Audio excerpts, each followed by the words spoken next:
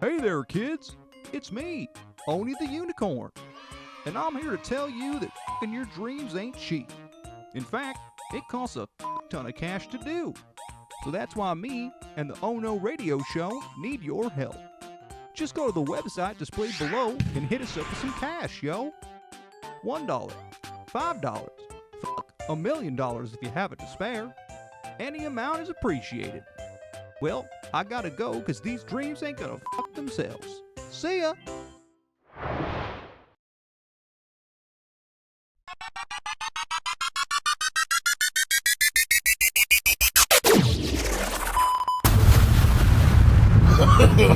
No, no, no, no. No! God, please, no! Oh no. Oh no! Oh no. Oh no! Oh no. Oh no. You are listening to the Oh No Radio Show. Eat a bag of dicks. On the first day of Christmas, my true love gave to me a homeless guy in a cape. Wait a minute, that's not the song I need. Hang on, let me play the right one. Why is that playing over there? Jesus Christ, what's going on? Oh wait, that's why. I forgot to stop it. We'll edit this part out.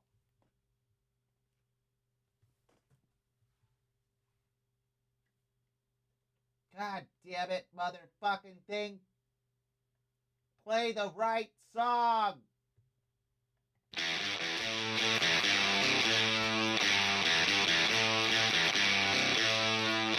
Oh, no, baby. Oh, no.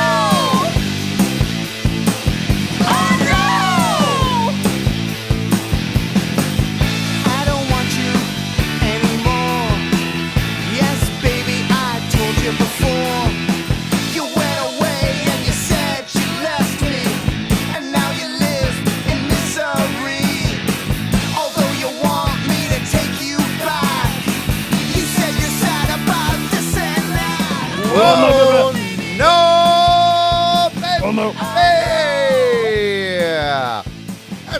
That's right. Welcome to the Christmas edition of the Oh No Radio Show. It's been a couple weeks. It's been a couple weeks since we've been here. And as you can hear, anytime I take a week or two off of doing this thing, the studio falls to shit. And I have all sorts of technical issues. I had a microphone die today, but that's okay because Christmas is right around the corner. Santa will have to bring me some new gear so we can keep doing this thing we call the Oh No Radio Show. Santa Butler. My name is Owen. I'm the captain of this shit ship. Along with me, as always, it's my mustached muse, the one and only fentanyl of podcasting. His name is Mike B. Mike B, how are you, my friend? I am doing fine, fantastic, well, holiday spirit filled. Are you? No, That's good to hear. That's good to hear. I have only a minimal amount of hate in my heart for the world. Okay, I'll take it. Along with us is returning once again our good friend Mikey's lovely wife, the one and only Janine is here. Everybody, Yay! Ow! Ow! Ow! Ow! Hello, hi, howdy. How's it going, y'all? Oh, it's great. We had such a good time with you the last time we had you on the show that we felt like, hey, why not? Let's have her back. It's Christmas after all, and if anybody can bring some Christmas cheer and joy in our hearts, it's Janine. Oh, as I'll bring you a rainy cloud, but I'll make you smile afterwards. I'll give you a rainbow. that is one of the like. There is a yin and yang. There is a yin and yang to you and Mikey, and 100%. And I think that you bring the positivity and Mikey brings the gripes.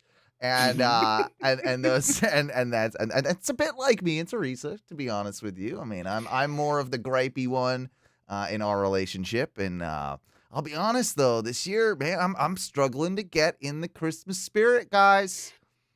We all have our cranky cranks. Let me tell you, I'm the same. I think sometimes it gets to me. I'm an old cranky person sometimes where I'm like, don't give me any presents. I don't care. Give it to the kids. Teresa says it every year. She's like, oh, we spent a lot of money on this year, this year. Let's not do presents. And like whatever. What inevitably happens is that I don't get shit, and I still buy like the amount. And she's like, well, we said we weren't doing presents. I'm like, no, you said you weren't doing presents just because you like I never agreed to this. I never agreed to this in the slightest.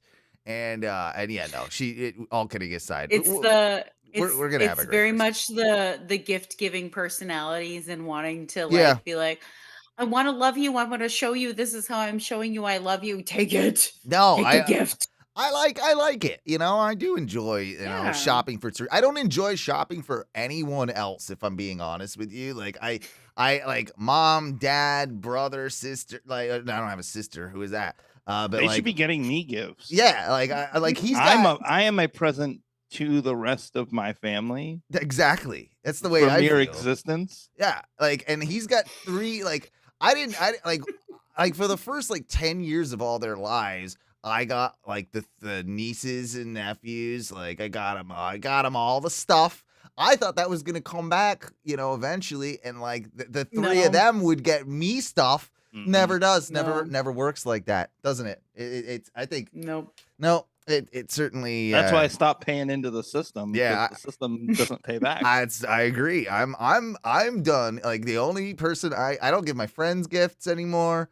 Nope. It's Teresa. That's the only person I buy for. That's it now. That's it. Can I make a complaint? My mom went to the hassle, like, I don't know. We have been talking about this probably like a decade ago. She just decided, hey, you're all adults now. There's no need to get you all just massive amounts of gifts anymore. We're going to do Secret Santa, only we're just going to tell everybody who gets what and who gets who. It's just called Buying. Not so Secret Santa. Yeah. Not it's so called Secret Santa. It's more like adjudicated Santa. Yeah. My mother comes through, makes the judgment on who gets everybody, who gets who, and then we all just abide by my mother's rulings.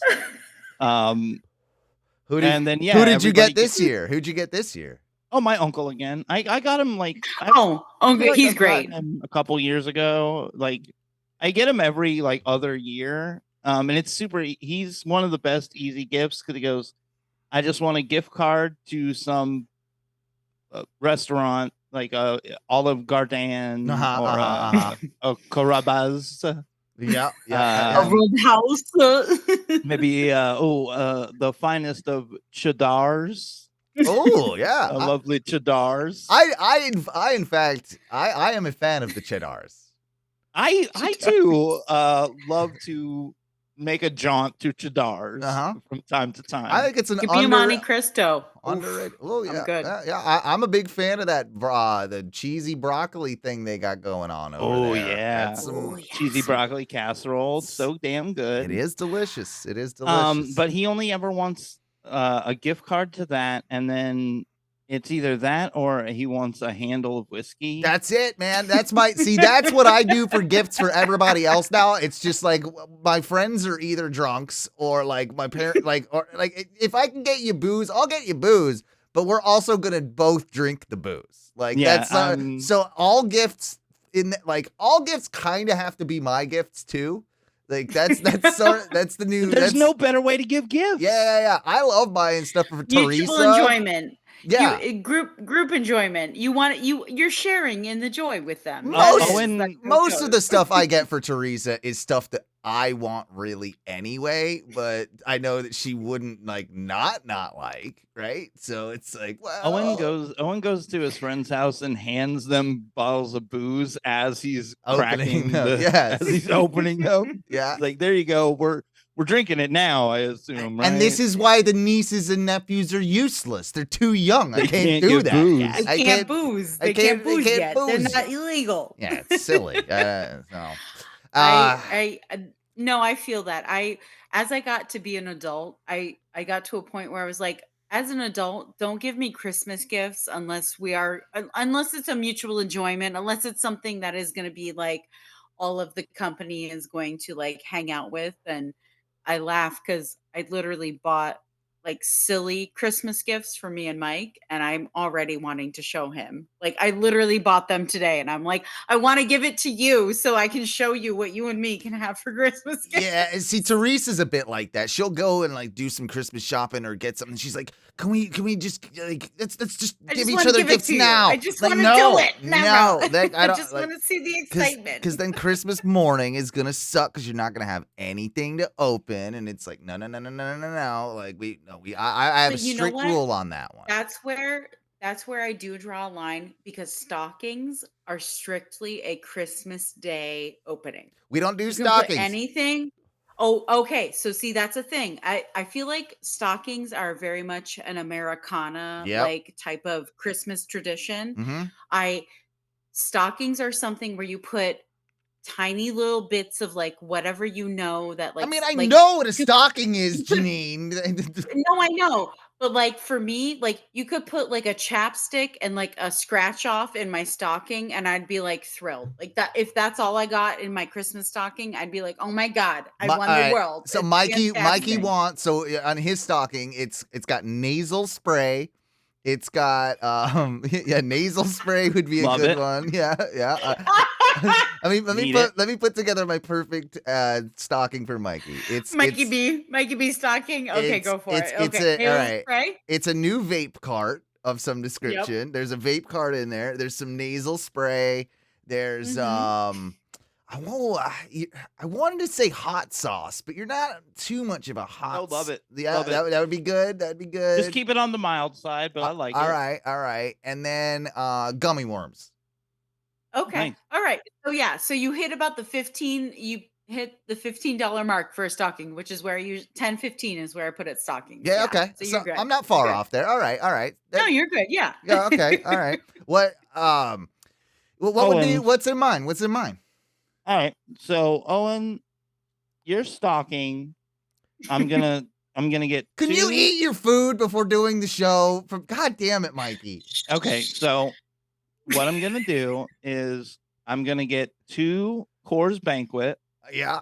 Slide those bad boys down in the bottom. Can you to make weight them it. cold though, so they're cold on 2 Christmas cores morning? cold boot in the boot. Yeah, 2 cores cold in the boot. I Yep. can try. I can do Okay. my best. All right. You're probably gonna get like room temperature I'll banquets. settle for it. So 2 banquets right at the bottom. Like it. Then I'm probably gonna take like 2 big Slim Jims. Okay. Slide them right on in there. I don't mind a Slim Jim. I do enjoy that- a snap into a Slim Jim. So that Owen Christmas morning can snap right on into a Slim Jim. Like it. Then I'm gonna go real Christmas classic Uh-huh. and get him a Terry's chocolate orange. This is see, these were things. So we didn't do stockings, but you've almost hit the nail on the head with like my mom would do, I think, just to pad out the gifts underneath the tree. She would wrap some like little silly things like that. But Extras, little yeah. bit bops. Terry's chocolate orange is definitely gonna be in there. I know. And then we have these things called matchmakers in the UK. They're like a mint chocolate stick. They're delicious. Okay. Those would usually be in there. And for some reason, I mean, I do like beef jerky. Mom would always get me a bag of beef jerky on Christmas. So Slim See, I Jim, know. not far out. Not far. You're pretty good. I knew. Let's That's solid. All right, and then that's Janine. Let's do Janine. Oh, you got one more for me? hold on. I got like 2 Oh, more oh. items. Just to kind of wrap it all up, I'd probably throw probably just like a big handful of like assorted Hershey's Kisses just right in there, just plunk. Just plop them in. I don't like Hershey's Kisses. That's where you fail. Hate them. That's Reese- okay. And then you got to do Reese's cups, right? Reese's cups, not Hershey's Kisses. I would do the Reese's cups. That would be We'll more. go- That you got to do, a handful of Reese's cups, not Hershey's Mhm, Kisses. nah, we're not giving him a handful of Reese's cups. We're giving him a handful of loose Reese's Pieces. Still better Oh, than the kisses. Still better than the kisses. I augmented. Fair. We just a Yep, loose that's true. handful of Reese's Pieces just loosely into the stocking. Ooh. And then to wrap it all up, 1 electric Sonicare toothbrush. Oh, wow, that's an expensive I like it though. We're just plopping it in. Classic. All right, very good. Is this a brand new Sonic hair, or are you just finding a random Sonic hair and throwing it in there? I got it from a thrift. Okay, thrift Sonic hair. All right, Thrift Sonic hair. okay, thrift Sonic hair. My new rap name. It came in the box, but the box looks like it's been through some things. yeah. And they didn't bother to remove the used head on it, so it's all like, it's all like It's frayed. Beaten down. All right, let's do Janine then. Number 1, box of tampons. Right? That's got to go. She needs them. She needs them. Yeah, box tampons. Regular or just super, please. Thank you so much. I'll get you the assortment. Yeah. I know some For days all the flows. Yeah, all the flow. Some days are different than others, right? Let's see. The full moon, it pulls. You never know when it's gonna be a heavy flow. I think Janine's she's gonna get another classic loose handful of Reese's Pieces. No. She seems like a Toblerone type of girl. A Toblerone. Yeah. I like. You know what? So I am half Dutch. So I do like I like the cookie butter speculous. Okay. It's technically called speculous, which is what the cookie butter is. Have you ever had the cookie butter? There's going to be a candle in there of some description. A festive type of candle. A fragrance. Perhaps. A nice fragrance. Mm-hmm. Yes. Let's see here. What else is she gonna get? I don't know why, but she just strikes me as a beans girl. She wants a can of beans. Let's get her a can of beans in there. Yep. Good old can. Just red kidney. Yeah, red kidneys. Yeah, I know you so well. I see. My familiar nickname is Beans. Oh, so there you go. I love the beans. I love all the beans. It's a beans world. That's what it is. Well, we can't leave Ty out of this, even though he's not on the show tonight. Of course. How would we can all mutually add to this one? What are we doing for Ty's stocking? All right, so I think Ty also gets a candle, but it's like a fog machine candle. I feel like it's a fog machine candle. It's not a real candle. Straight patchouli. Straight. Yeah, it's just a hippie scent gross. Or dragon's blood. Yeah. He's gonna get some sort of miniature of a goblin or something, like a set of dice. Yeah, but not D&D dice, just 6-sided regular, just some dice, We're gonna get him those. They're all sexual in nature. Yeah. We'll get him sex dice. So so he's reminded of how little sex he has. Are there any kind of LED lights that are sexually rhythmically lighted by? Because I feel like if that's where we're going with, unless wait, you just want to do a light session to his masturbation? Yeah. No, I know. I mean, not masturbation. No. He's not having a lot. He's not doing a lot of humping. I think. Okay. Well, then never mind. I don't know. I think maybe a handful of Indeed job applications would probably be another good 2 one. handfuls, maybe 2 handfuls. Yeah. Oh wait, he would also get 40 hours at his current job. Yeah, something like that. Christmas gift. It's Christmas gift. Yep. Speaking of current jobs, not to switch the subject too dramatically, but I think it is time that I do it. Reason it has been a couple weeks since we've done the show is, your boy started his new job. If this next bit of information is that you already got fired, I will. No! I would be equally surprised and not surprised. Still there. Still there. Made it through 2 weeks. Got definitely been a bit of an adjustment there, doing the whole Did you get hazed? Hazed good? You just working 8 hours a day and stuff is lame. Man, that sucks. So doing that has been 8 hours is lame. Man, every day. I get it some days. I'll even do 10 plus some days, but come on, 8 every day seems I'm doing 15 tomorrow. Seems a bit much. And then getting up in the morning, that's a bit much. But overall, job's going really, really good. I'm working from home on Monday, so that's kind of cool. I get the chance, I get the nice. opportunity to do that every once in a while, and my boss is pretty willy-nilly. He's like, yeah, just come to work. Like, doesn't matter if you're here at 8 or 9:30 or 10, like whatever, just kind of show up and like. So I do that. That's almost perfect for you. Yeah. So I kind of just like wing it, So I don't know, whatever I'm feeling like that day. I'm like, some days I get there at 8:15. Some days I get Do you there ever at do you ever 9. feel like when bosses say that kind of thing, it is a test, and they're like, "Eh, come between 8 and 10, who cares?" And what they Yeah. want you to do is take that as like, oh, I'm just going to show up at 8. Like, No. You can't say that. They don't want you to immediately push the envelope and show up at 9:50 first Well, day. you're talking to me here. You can't do that to me. I mean, I'm a literal person. I will do whatever is required, but I'm also not about to like get there. I'm not gonna get there at 8 every day. It's ridiculous. That's crazy talk. So yeah, I did tell my boss that if we are going to start doing brunch, that we have to open earlier, only so that I can open earlier and get out of there earlier. hey, that makes sense. I don't blame you on that one.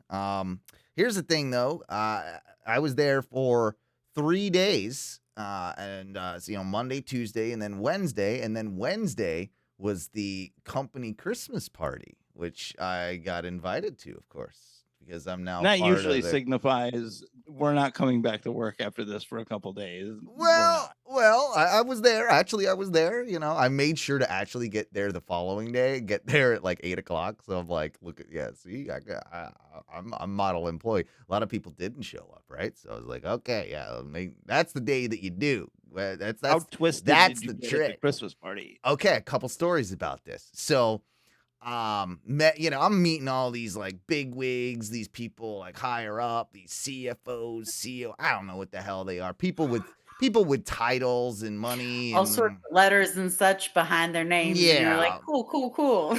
I don't know who they are. I'm like, yeah, I'm putting on the charm, man. I'm doing the thing. Erasmus. Yeah. I'm good. The razzle dazzle. You're Exactly. doing good. I rizzed it up for sure, and I had a good handful of beverages.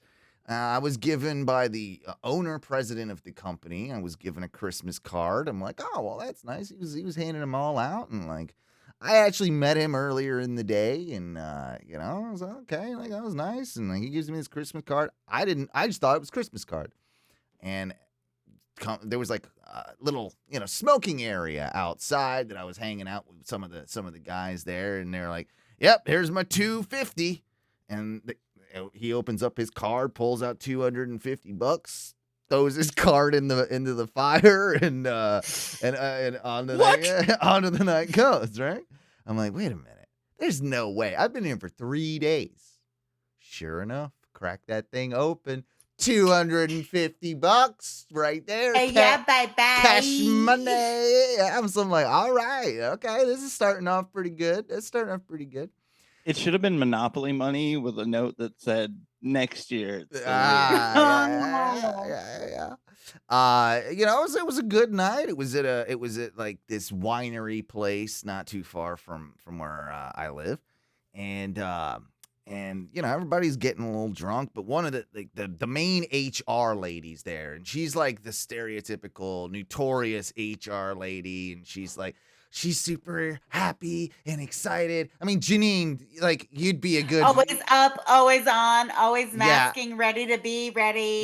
yeah. You could actually pull off this. I Vibe. 100%. I knew as soon as you said it, I was like, oh, babe, yeah, she's great. She loves everyone. Everyone is great. Everyone's wonderful. And she wants to you didn't get what you thought wanted? Oh, no, don't worry. You're fine. You're great. Don't worry. They love you. wants to take pictures with everyone, like taking millions of pictures. Selfies. Yeah. So many selfies. So, had a few drinks, feeling pretty loose.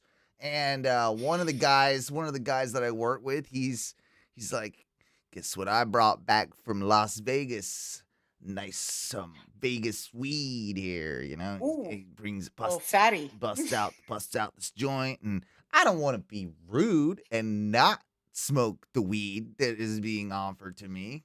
So But you, of course, like a responsible adult, said, "Hey, that sounds great, but just so you know, I'm a big lightweight when it comes to the weeds, so maybe I'll only have one I little did, tutor, I and then I'll did- be fine." It was a 2-puff scenario. Probably should have stuck with the 1-puff scenario. That's But what I said. yeah. And then I'm like, oh man, okay, feeling it a little bit now. Spinning. Time for that's spinning. It wasn't that bad, but I'm definitely Okay. like feeling it, and I'm like, okay, now's the time. It's towards the end of the night. Let's get out of here, right? That's you're gonna have to say goodbye to a bunch of different people. Let's start moving towards the exit. I had smoked this joint with this dude like 2 minutes before. I'm going through saying my goodbyes. What? HR lady comes up. Oh, and we need a picture together at the thing. Like, it's so- What? That can't happen. Yeah, I'm sorry. I have to go now. Yeah, And then he just with he doesn't avert his eyes. He just moves with like one of the top backwards. with one of like the top salesperson and like one of like the major like he wasn't like I don't know which one of the 3 letters he was, but he was one of the 3-letter people. Let's take this. I'm fucking stoned. I'm there in this picture, just like, Hey man, what's up? Yeah. I'm good. You're good. I'm good. We're good. And then I took the picture, and I'm just like, oh, okay, yeah, have a good night. Like, I didn't say goodbye to anyone else. Just nope, I'm out. I'm like, no more of this can occur. I need to get out of the scenario. I hope everyone's off in the office is like, man, that new lighting and AV sound guy, the fucking dick. He got his $250 and then bailed. Just bailed. The CEO tried to get a picture with him, and he just he bailed on it. Was like, I gotta leave. Yeah, I mean, what a cocksucker. And you know how you are when that's exactly kind of what I'm thinking too, because this is how you feel when you're like paranoid stone with all these people that you don't really know, and like you're brand new to this environment. So you mean at the GM conference that I went to? Oh yeah, like last year before or something. Yeah, like a couple years ago when I was a GM for T Flats, we go to this GM conference, and me and 2 of the other GMs. You were at City Walk or something, were you? Yeah, we were at Volcano. We were at the hotel at Volcano Bay. By the way, it rained the whole fucking time, so like we couldn't do anything. Lame. But yeah, so it's one of the nights. It's like the first night where they bring everybody together, and they're like, cool, everyone hang out. So being who we are, we're like, hey, we're gonna go smoke a cigarette real quick. And we get out there, and we're like, so we're gonna smoke weed, right? Like, because I'm not gonna hang with everybody here without being immensely stoned. Sure. We might have got way too stoned. Yeah, and then you made it worse. Then you crossed the barrier. You weren't like comfortable anymore. Now you're in that can happen. Now I'm in the bad weed zone, and like I'm kind of in there, and I'm like, I gotta get food, and I gotta get a beverage, and I just gotta look as normal as possible. And that's super hard because I'm just like, just my eyes are as wide as they can be, and I'm just like, okay, all right, you're doing this. Mm-hmm. You're fine. You're going. No one notices. No, you're fine. Yeah, but it doesn't. Somebody tells me later, they're like, why were you just scooting across the room? I'm like, what do you mean? They're like, you were doing like half steps. You were doing like little tiny baby like crawler steps across the room, man. You were tiny. You were tiny toeing it. Yeah, dude. I didn't even know, but I'm like doing little tiny step. They're like, you're a little goofy, so everyone just, you're kind of a goofball. So everyone was just like, that's Mike. That's just Mike. Yeah. I'm like, no, I literally thought I was walking full speed. And they're like, nope. that's not what you were doing. I'm like, good. They're like, yeah, Rick was asking about it, like what you were doing. They're like, oh, it's just old Mike, just being a goof. I gotta say though, all kidding aside, like I haven't been this happy at a job in my entire life. It's gonna be a shit ton of work. It's gonna dedicate a lot of my time to this. But I think I made the right call. And there's no way of knowing until like you actually get in there and do a couple weeks and really start like feel like getting in your groove. And man, like I can honestly say I'm pretty stoked on my decision to leave the factory and to make this jump.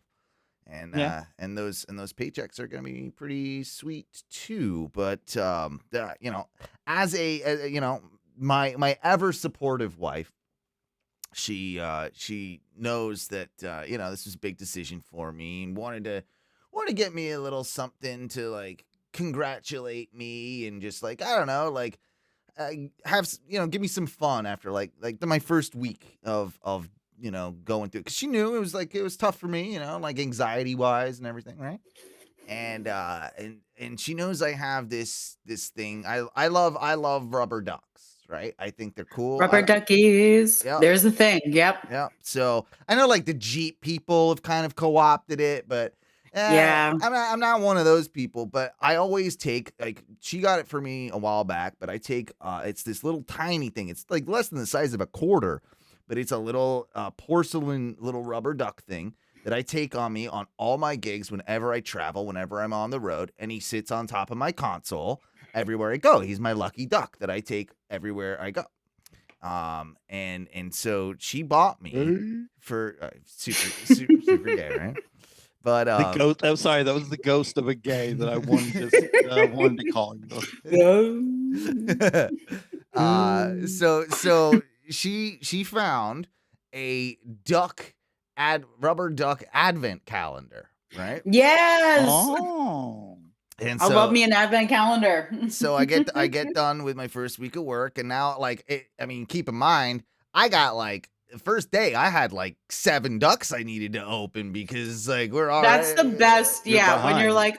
When you're late on an advent calendar, you're like, oh my God, I got so many boxes to open. Oh my God. Yeah. So I still have a few more. By the way, why do advent calendars stop on Christmas Eve? They should give you one more for Christmas. That's just my personal No, because thing. you get real. I'll tell you why. gifts on Christmas. No, I can tell you why. Because between the Christian and also the Jewish calendar, because that's not what Hanukkah Christmas is about anymore. It's about giving me shit. Yeah. It's about giving me It's junk. about booze, remember? Booze and cheap I'm plastic. an adult. Give me booze and plastic. That's all I want. So, Yeah. what's the reason? There's an actual reason? I don't know. Is there really? Yeah. So Advent starts like 4 weeks before the actual Christmas day within like Well, what the fuck is Oh, I just thought it was a made up name. What's Advent mean? It's like the 4 weeks before Christmas. Oh, I didn't know that. And it's so you know how like with Easter there's Palm Sunday and like Easter Friday and Easter Sunday or whatever. Nah, I don't know anything about that. Okay, that's fair because I grew up super religious. I know all the holidays. And this year, to be fair, Christmas Day, I think the 25th is the start of the Jewish holiday of Hanukkah, which the Jewish holiday of Hanukkah is not as important as other holidays. But boring. Don't care about All right, so any real of quick. that. So I gotta show you these ducks. I gotta show you the ducks. Fun presents. Show me Well, fun presents. Show me the ducks, but I'll tell you about the advent calendar while you do it. Nah, I'm not showing you them yet. You tell me about the Advent shit. All right, so the advent calendar originated in Germany in the 19th century as a way to count down the days until Christmas. The first known handmade advent calendars are made of wood in 1851. Don't give me no hand. I don't want no handmade bullshit. And it wasn't Dude, it wasn't even till in like 1958, like almost 100 years later, or more than 100 years later, Cadbury, the chocolatier company, Yes. added chocolate to That's calendars. that's the ones I There grew we up go. with. That's the one I grew up with was chocolate advent Cadbury. calendars. Yeah. Right. Yep. Now, Mhm. now they do I all sorts do- of weird ones, but yeah. I do remember being somebody got me as like a Secret Santa at work one year. And we got our Secret Santa like I think it was like 2 days before Christmas. They got me an advent calendar just as like a gift. I kind of like that though. I like, do what- kind of like that. They're like, "No, bro, it's like 24 little gifts." And I'm like, No. "You know what? You're 100% right. Thank you. Thank you a whole bunch. I appreciate it." So the rubber duck advent calendar, right? Now I'm opening these things up, and at first they make sense, right? Because I got cute little Santa duck, cute little. Okay. Look at him, cute little Santa duck. He's in a thing, and then there's like, I guess he's a penguin duck or something, a snowman duck, right? Frosty the Snowman Duck. So he's got a snowman duck there. And I'm like, all right, man, that makes sense. There's a couple like they all right. There's another Frosty, snowman duck. and then there's like a duck in like a little hat, like he's all bundled up. Snooky or duck. Yeah, super cute. And then there's like reindeer duck because he's got like antlers on his thing there. He's got Still Christmas themed, All right. still good. So yeah, we're doing all right. Then there's different color orangey tan Rudolphy type thing, reindeer duck there. Is that for Latinos? I don't know. I haven't really figured that out. And then we get into like, okay, this is what I call that. You're was like muted, Janine. that's like top tier duck, right? So then we get into sleepy duck. Christmas PJ duck. Yeah, Christmas PJ duck. That's all right. So all right, I'll let that slide. Then we go, then this one pops in. It's like this one's just an idiot duck because it's a duck wrapped. He's just a duck wrapped in fucking Christmas lights. Like he got tangled up in Christmas lights. Like I mean, he's still on theme, but okay. like, but a fucking idiot duck, right? So there's that guy. Let me see if there's any more actual Christmas related ducks in here. This one, I think this is supposed to be like a gingerbread man duck. What do you think? Is that it? I think you're probably right on the money there. That's a gingerbread duck. All right, so Christmas. All right, I'll give you that one. Little gingerbread house, little cookie house. Do a little cookie duck. This one's like peppermint duck, like a candy cane sort of thing. Candy cane duck. All right, Christmas. It really did look like they're kind of phoning it. They're All right, starting to phone so it these in. these are like my mid-tier ducks, right? These are like, okay, what's all right, we're Christmas. All right. Second haul, we're putting those in. Yep. Then- Filling it out. Then this one popped out. Fucking turkey duck. I don't know. Turkey. That's last season, so I don't know why he's there. Yeah, I don't know. Like he must be left over from something. So yeah, turkey duck. And then they just start getting weird. So today, all right, we got one more. We got one more in the like, okay, he's wearing a cute hat, snow duck, whatever. Snow duck. And then then they start getting really fucking weird. Cause then cow duck comes out. Cow duck. Cow duck. That almost looks. The red horns make it look like cow devil. Yeah. Or devil cow. I mean, I'm not saying he's not cool as shit. He's pretty fucking awesome. But cow duck, not really sure what that has to do with Christmas. Was Nothing. it nothing, right? So cow duck comes Nothing out. Christmas. Oh wait. Was there a cow in the manger? That's what I thought. No, But I don't. No. Maybe, but I don't know. I don't think so. And I think Janine is probably right because she would know more about this, but also because of the other ducks that came out after cow duck. Because then I can assure you that this animal was not in the manger.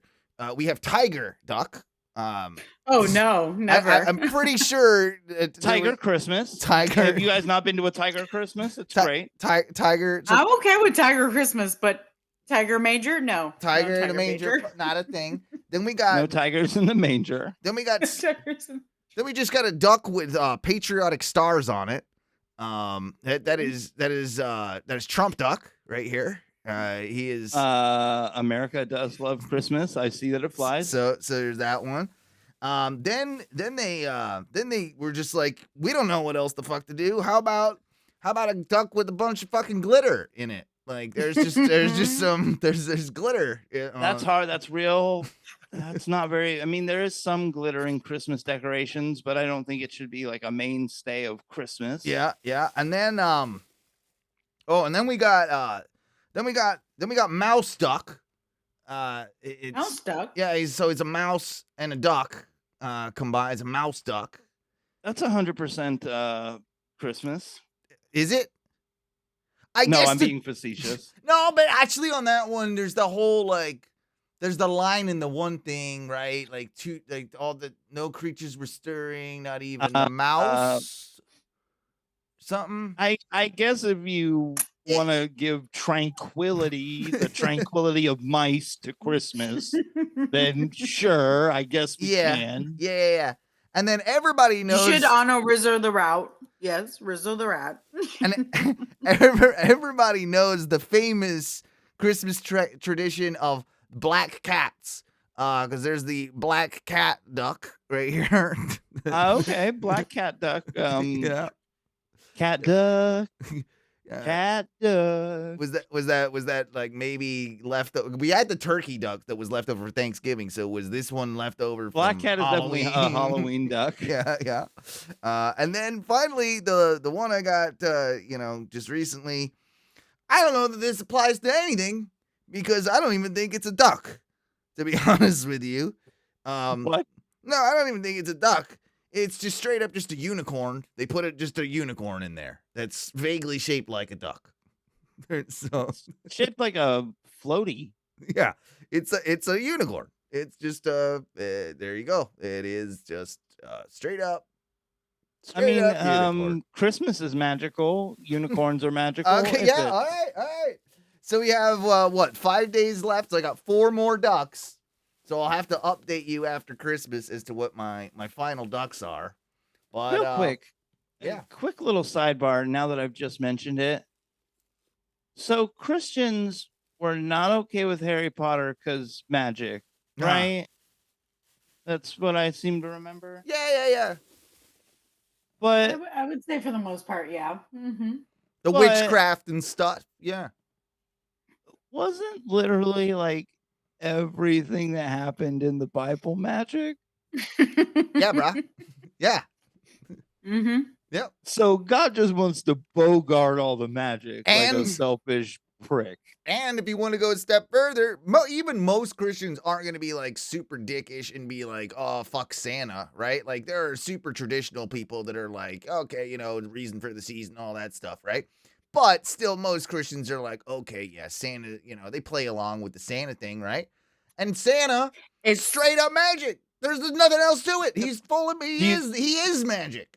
Do you think in like super fundamentalist Christian households they get gifts from Jesus? Yeah, bro. Instead of Santa. Well, Yeah. they don't even get Just gifts. right They there on do. the label Jesus. I don't Yep. think they do. No, I don't They think do. they don't get labeled Jesus because those people don't even give their kids gifts. They have to they make their kids give like shit to homeless gift people and giving. stuff. Yeah, do the gift giving. If anything, they only get one gift, and it's a gift from Jesus. And That's it. And it's usually like a new Bible or like It's new. It's socks, or it's like underwear, or like New- undershirts. new shoes for church. Yep. Oh, bro. You know what I saw that made me truly sad? Not a full on like child, but this kid maybe been like 12, bell ringing. Oh wow. No. Like a 12-year-old bell ringing. No. I don't think that's legal. Also, Too soon. the bell ringer out in front of the Baldwin Publix, just a bald ginger man in a white shirt and black slacks. They've gone downhill, man. They've gone downhill. Where's the Christmas magic, man? I think half of them are felons. Also, while we're clowning on Baldwin for having subpar, I saw a homeless man in the Baldwin Publix drinking 2 Foster's oil cans. Good on him. Celebrating the season. See, like, it's funny. I brought up how I wasn't really in the Christmas spirit, but one thing that did get me in the Christmas spirit the other day, I mentioned it at the very, very top of the show, was that I saw a homeless man in a cape the other day running down the road, and it made my day. It really did. Full cape? Full cape. No like shirt Superman on. style? Yeah, or no like shirt. Nobleman. No shirt. Cape. Just running down the sidewalk, arms out like this, just enjoying life. Crazy as the day is long. Yep, and it brought me the Christmas spirit like nothing else. You know, I can understand that. Mm-hmm. I appreciate that, and I want to say I wish more homeless people were more entertaining instead of so depressing. Yeah. We'll talk about your endeavors probably in the second segment with the homeless folks. I've got some goods and some bads. You always do. You always do. I mean, I guess you did. All right. There's one that we can kind of discuss that's more uplifting. You've got like a Santa homeless Santa. Oh yeah. Okay. So, you might have seen me post the other day on Facebook. We are trying to clean up the old Dharma, my job, the old factory, Dharma Southern Chicken. We're trying to clean the place up, trying to spruce up our image a little bit. And that includes running off some of the homeless and vagrant rabble rousers that we have frequenting the store. Now, we do a pretty good job of running off the crackheads and the most ne'er of the do wells. vagrants. Yeah, most of the the wanderers that pass through, we give them a few minutes to sit down, but then we generally try and shoo them away. Get out of here. Yeah. Bum. But for the longest time, there were 2 homeless that we kind of had been giving a carte blanche pass because they've been very nice. They're good. They're respectful. They don't shit up your bathroom. Destroy. Yeah. All they really want is a little bit of soda. That's acceptable. We're generally okay with that. Sure. And the 2 homeless people are one's affectionately named Tar Heels because he showed up the first day in a Tar Heels jersey and then did so every day since. Yeah. And the other is he's just a big fan, Mike. He's just a big fan. That's fine. The other is homeless Santa Claus, who is a short little hunchback homeless man with a big old white Santa Claus beard. Oh, I love black guys with. Is he black? I guess I. No, he's a little old white man. Oh, why did I assume he was a black guy? He looks like a dwarf. He's like the size and stature of like a Lord of the Rings dwarf. I do like a black man though with a big white beard, but yeah, And not to be weird, but Mike does have authority on dwarfs. He does have dwarfs. Yeah, your mom's a dwarf, right? Mom and aunt.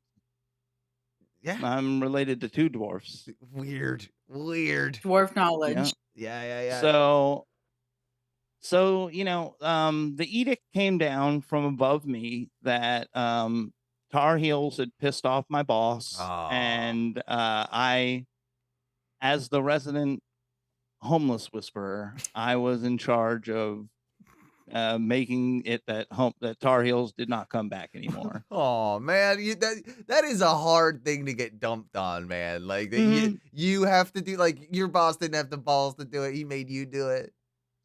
Yeah, dude, that's what I didn't understand. Like, that's fucked up. They like me. I'm the one that treats them kindly. Like, he treats them like shit, and generally is like, get the fuck out. Like, get your fucking soda and get the fuck out. So I'm like, this would make a lot more sense, man, if it was coming from you. But he's like, nope, I need you to do it. And I'm like, okay, whatever.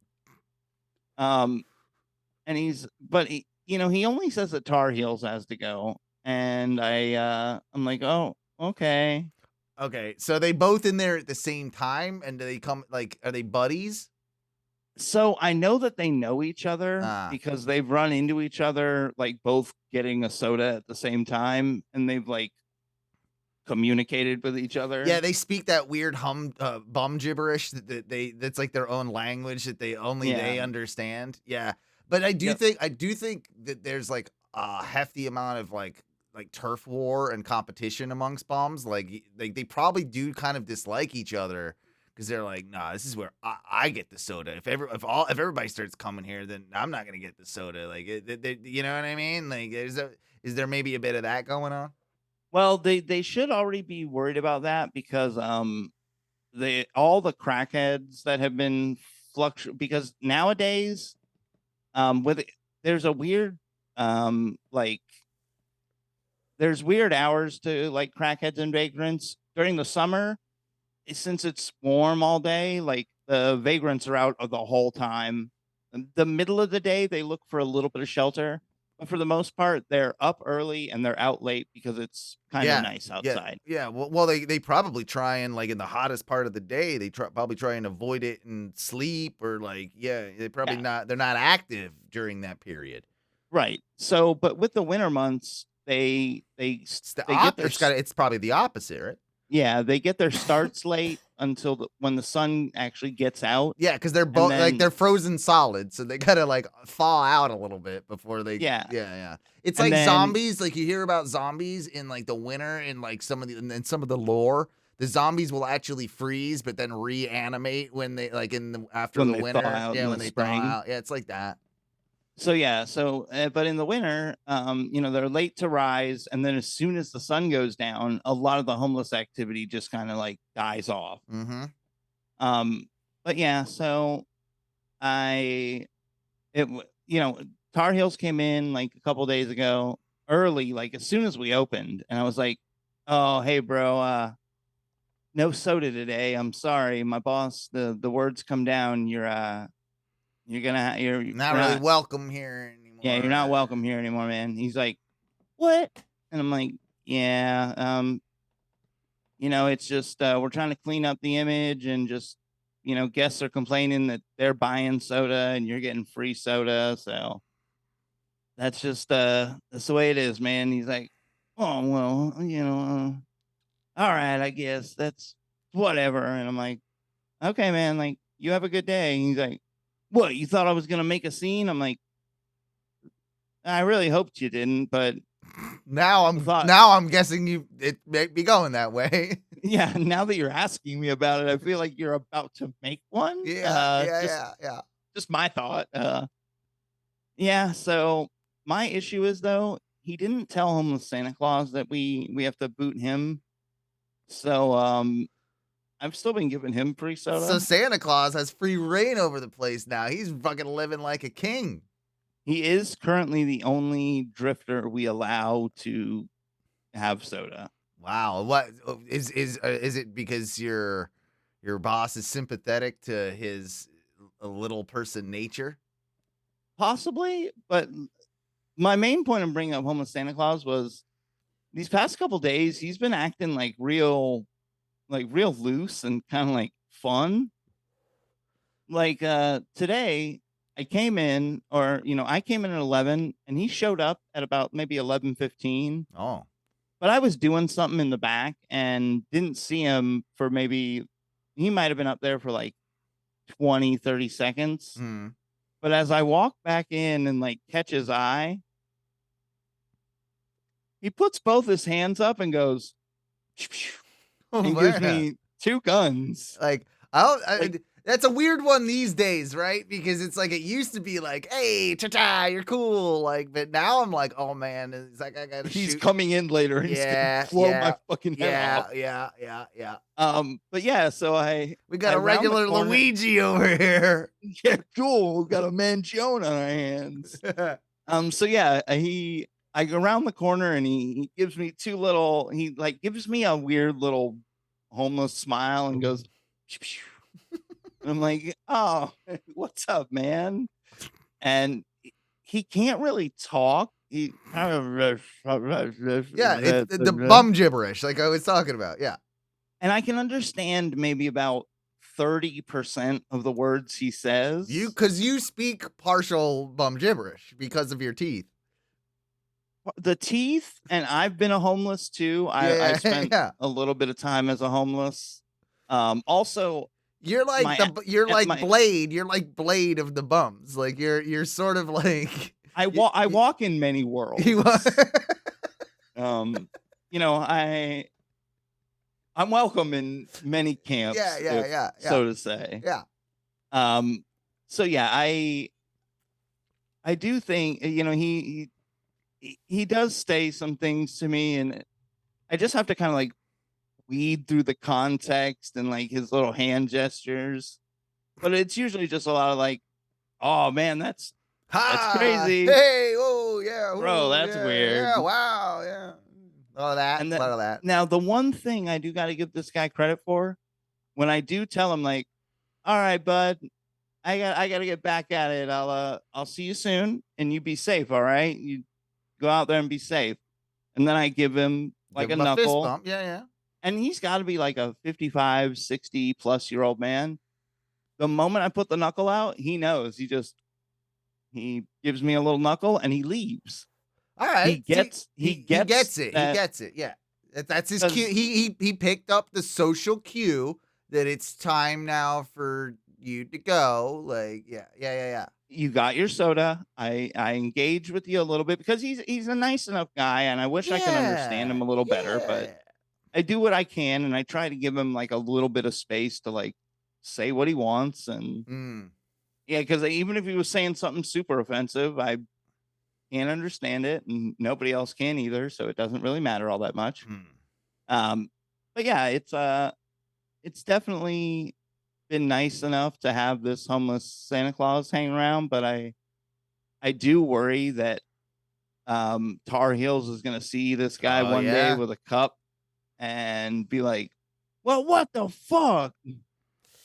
You know what I found? And it's coming. You know what I found out about, and this is sad, man. Actually, this is like I can't even make too much fun of it. But there's like every year the city of Orlando does this thing for like basically it's like a funeral thing, like for like the homeless that die, and like they you know, and they obviously don't have any family or whatever, and it's like a lot of people from like soup kitchens go, and like, you know, it's like a big communal funeral type thing, and they place like I think they place like doves or something, like little doves for each one of them at like Eola, something like that, right? And but like yeah, there's like 3 people this year. They like have no idea who the hell they were that died, and like it's fucking crazy. Like that we live in a society like that, right? That like Jesus. I think the problem, Owen, is that we live in a society. Bro, can we for a second imagine just a more sad funeral? I know. You know, when you bury the nameless soldiers that they find on the battlefield, that's pretty tragic. Mm-hmm. But the nameless phantoms of homeless people, I know, dude. Like when I hear it, it's just like it kind of gives me the creeps a little bit. Like I'm not gonna lie. I'm gonna say this right now: if you go to that funeral, you are 100% getting haunted. Oh, you're coming back with a malign spirit. I know it. Oh yeah. I'm just saying. Yeah. Please don't attend the Dove's homeless ceremony. Anonymous funeral, please. Yeah. Please don't attend it so that they stop having it. It's so like fucked up and like awful, but it's oh man, yeah. I don't know. Also, it did something to me when I heard about it. I'm like, oh man, that's some shit right there. No, you know what? Also, I would like to put this out there.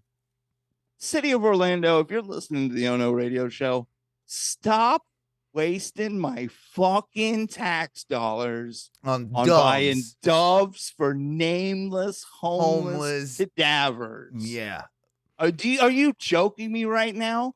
We have a massive homeless problem, and you're spending money on dead homeless. We already got to spend the money on burning them, and getting. Yeah, and now we're having a luxurious Parisian funeral for these nameless fucks. Exactly.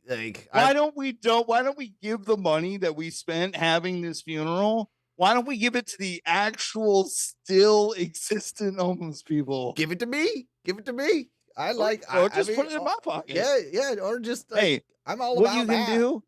The City of Orlando, why don't you slide by the Ono Radio Show offices? Patreon, maybe. Maybe beyond just Patreon. Do a donate. And just slide a couple crisp Benjamins right under the door. That'd be better for the community at the end of the day. We'll use it better than those. Yeah, What are they gonna do with the dove? Nothing. I'll at least hang out with the dove. I'll do content with the doves. I'll throw a rock at a dove. I'm not gonna do that. I don't know. I'll teach the doves to sing "Never Gonna Give You Up." Why are you gonna do that? I don't even know why we're bringing this. Anyway, let's talk about our favorite Christmas traditions, our favorite Christmas memories, our least favorite Christmas memories. Because I've got quite a few, and I've brought this up in years past. How I do truly feel that English Christmas is better than American Christmas. Oh, I don't feel like it's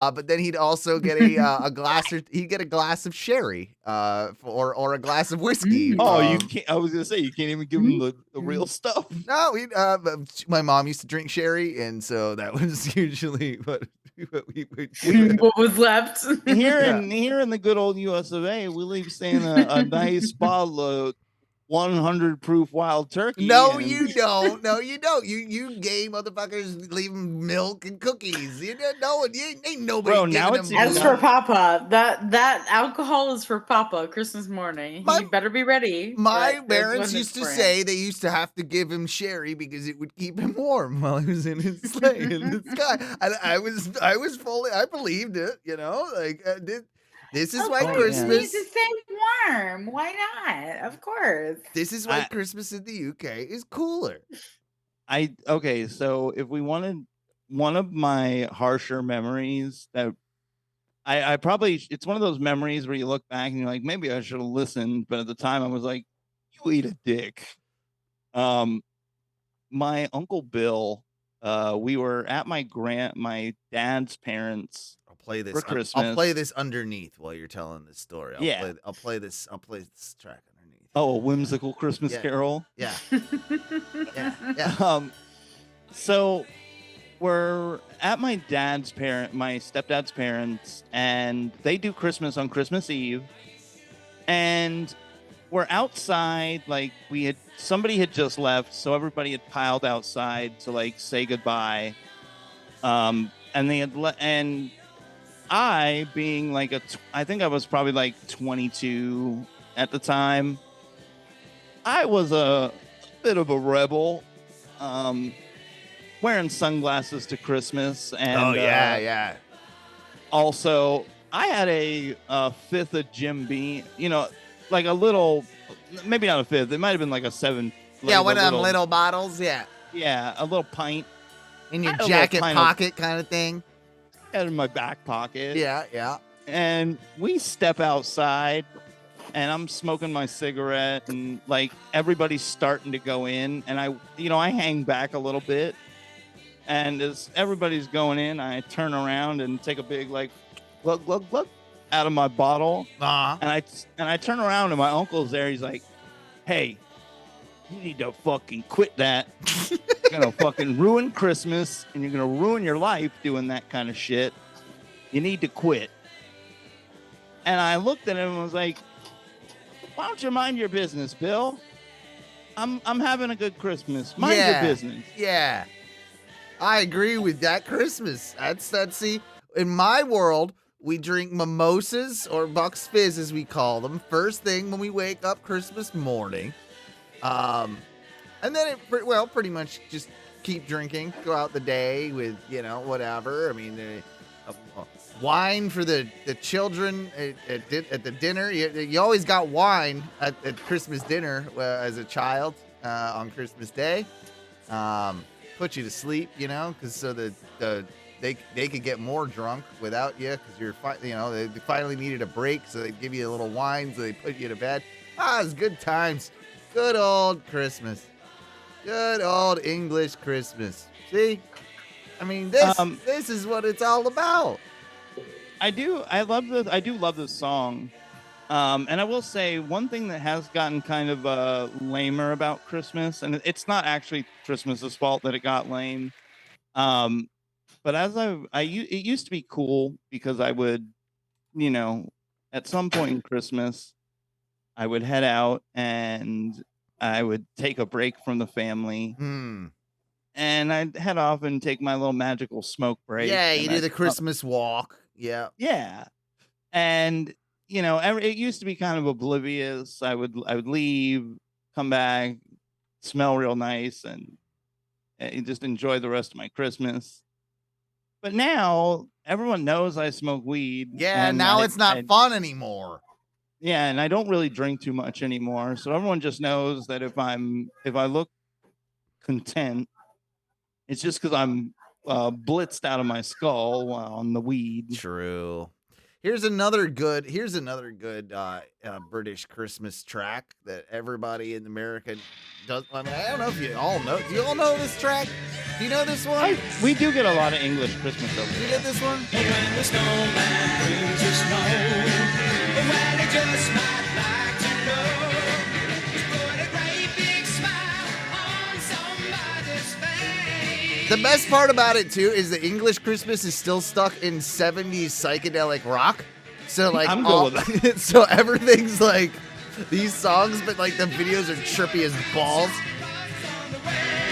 Yeah, this does look like a fucking acid dream. Like that's Ty's real dad. And with the This white is a hair. whole band of guys that could have been Ty's actual Yeah, father. The drummer especially, for some reason. Do you know the name of this band? Wizard. Yeah, it's Wizard, bro. Like, But with two Z's. yeah. Pretty fucking good song, though. Yeah. The outfits are probably the most intense thing about the whole production. Like, I like how the saxophones like doesn't fit in. The saxophonist doesn't fit in at all. Not that one. There's two saxophonists. The other guy, he's like, Yeah, he's stuck in having one rockabilly or something, while the other guys are like all hairy. One sax in this band is enough. Having a double sax. It's a bold session- move. It's a bold move. Frank Zappa on drums, even though it's obviously not Frank Zappa, but certainly Right. looks like him. So yeah, this is the real Christmas that you guys don't get. We We got a good Christmas. Christmas.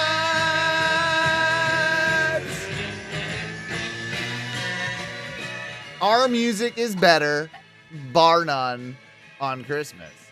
There's something that that is maybe okay.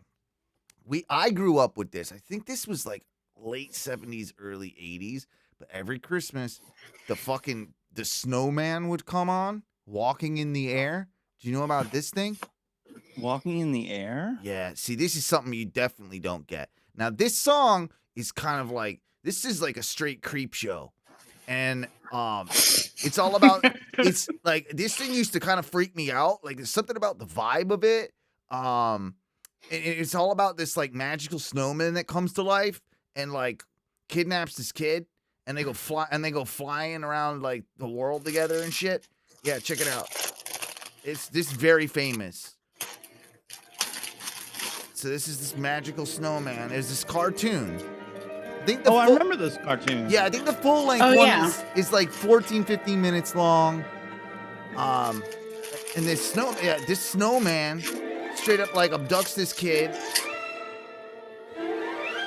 Watch. Yeah, and they take off and they fly around the town. Yeah. I was very scared by this as a child. Yeah, I was too. I'm like, this will be mortifying.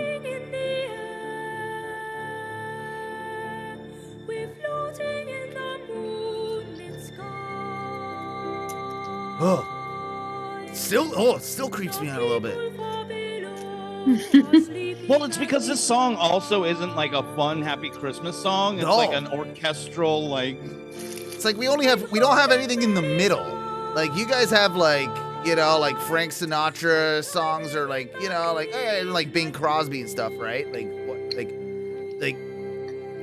ours are either fucking psychedelic hippies singing tracks or goddamn like this shit. I didn't know they would build the Taj Mahal on a pier in a place where it snowed. It's probably a bad idea. Wouldn't this also like completely bewilder these motherfuckers? Oh, it does. I forgot that it does bewilder the guy. It's like the Titanic sinking. Why is in there a very Yeah, they're yeah, it's supposed to be the Titanic. He's like seeing like it's like a bird. It's like a bird flying by the Titanic. It's fucking weird though. Well, now he's like, I'm gonna fly you through all these ice fjords and these fucking frozen caverns. Imagine how cold that would be too. Like, we're flying around this fast around the earth. I'm not dressed for this, snowman. You're made of ice. I'm a human. Yeah, dude. Also, the wind burn on that child's face would be so intense. Pretty He'd probably- irresponsible of that snowman. Well, I mean, bro, what do you think? He's a fucking snowman. He exists for several days and then is gone. Yeah, we have to just like come to grips as a society that all snowmen are probably really stupid. Like, Well, even if they're not stupid, they could be intelligent. They could also just be entirely reckless. mhm. They exist for several days in a moment and then they're gone again. Yeah, you ever see like Their lives are abandoned. Yeah, and like they flies, die. like those love bugs and shit. They live for like 72 hours. They don't. That's what they do. They're reckless. They fuck any of their species, and then they die. That's all they do. What we should take as a this he's showing this kid a fucking sea monster right now. That's absolutely irresponsible. Yeah. The nightmares this kid's gonna have, like the amount of therapy he will need. What we need to realize as the human race is that we need to stop being bewildered and like we just need to stop falling in love with these magical Christmas entities. Yeah. Because they're almost always not, they don't always have our best, like, interest at heart. Yeah. They're chaotic mysteries. We need to stop believing and, like, trusting them so much. No, I agree. So yeah, there's that's the snowman, you know. I mean, that was a big part of my Christmas childhood, was that fucking creepy shit. Think about it like this. You put a hat on a snowman and immediately came to life, and your first instinct was, he's now my friend? I'd be like, this is the devil. This is a demon. Let's knock this fucking, let's chop this thing down. Knock that damn hat off. Yeah, knock the hat off. Number one, kick that carrot off his face and go about your day.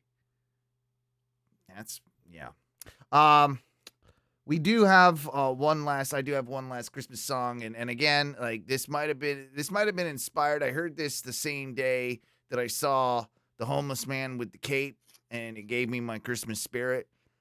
This year, this is my new favorite Christmas song. I think you guys will like it. I'm obviously certain that this is one of these AI created songs, of course, but this is a very well crafted masterpiece. So you'll enjoy it.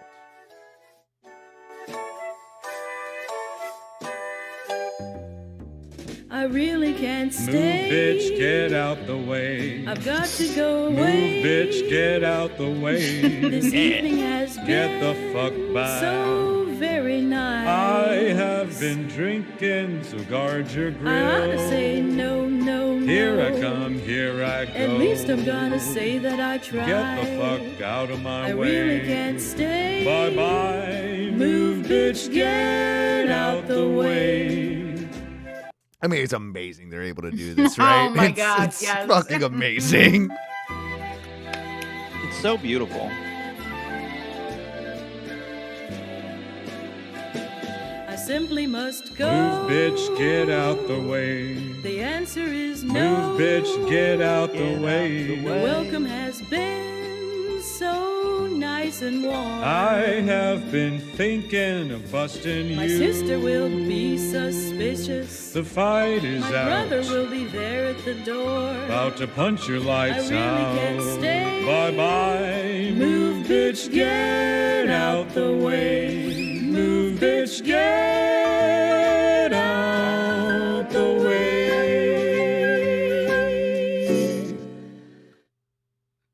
There you go. Yeah, that was some like Christmas clips for you there. I wanted to play, but yeah. I want more.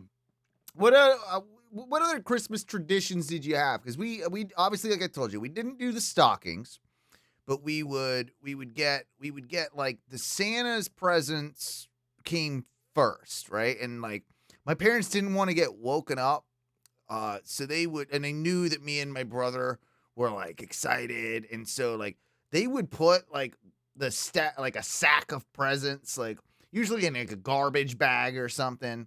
And those were the ones that we were allowed to open up before everybody else in the house was awake. Like me and my brother would get up and we would, run to the living room and like those presents weren't underneath the tree prior. Those came out and they were there like the night. So hold on. And Chris, let me get this right. Eve. Yeah.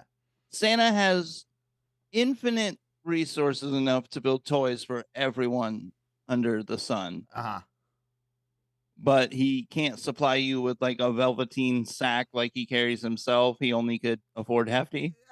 Yeah. I mean, we never questioned it. It was. He's a cheap dick. It's utilitarian, It was. He's getting sponsored by Big Trash Bag. I get it. Yeah, it was fine.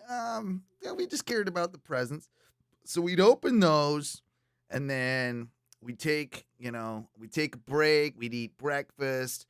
We'd get the mimosas going. And yes, even at like 8 years old, I was given a mimosa, like with the rest. A little heavy on the OJ, but it's all right. Yeah, exactly. That would start the day. Then we would eat breakfast, I think, actually. We would usually get like the present ceremony going because we'd have an hour or two to play with like our toys that we got from Santa. Then it was the presents from mom, dad, family, where we would all sit around and we would do the thing where it's like, okay, you open one. Now did you guys do that where it was like, you open one, now you open one, now you open one. You kind of go in like a circle, you kind of go around and like you divvy up the presents and then, you all open what you got like one by one. Like, that's what we did. So my sister was always the present, like hander outer. Ever since she was very little, that she was wanted me. to be. That was me. I was always. It's usually like the youngest in the family gets the nod to do that. Like you divvy up the presents. Like I immediately distanced myself from that. I was like, I want to be a recipient. No, I don't want to be doing work. Yeah. So what would happen is, we would go one by one and be like, oh, Mike, you got a present. Oh, Tony, you got a present. When we were littler, it would be like, oh, Mike got a present. Let's all stop. Let's watch Mike open the present. Yay, Mike opened a present. Cool. There's Mike's present. Mike, show us everybody the present. See, we would do the same thing, but we would divvy it up all into piles. Then it would go and then around. go through it. Because you want to see how big your pile could get, right? Like you want. No, we didn't want to do. So my sister would go through that. But it would seem like anytime my dad would get a present, he would just kind of like sit with it and kind of marvel at everyone else's presents. Yeah. And then at the end, we'd be like, oh, there's no more present. Dad, you still have all your presents. And he'd be like, oh, that's true.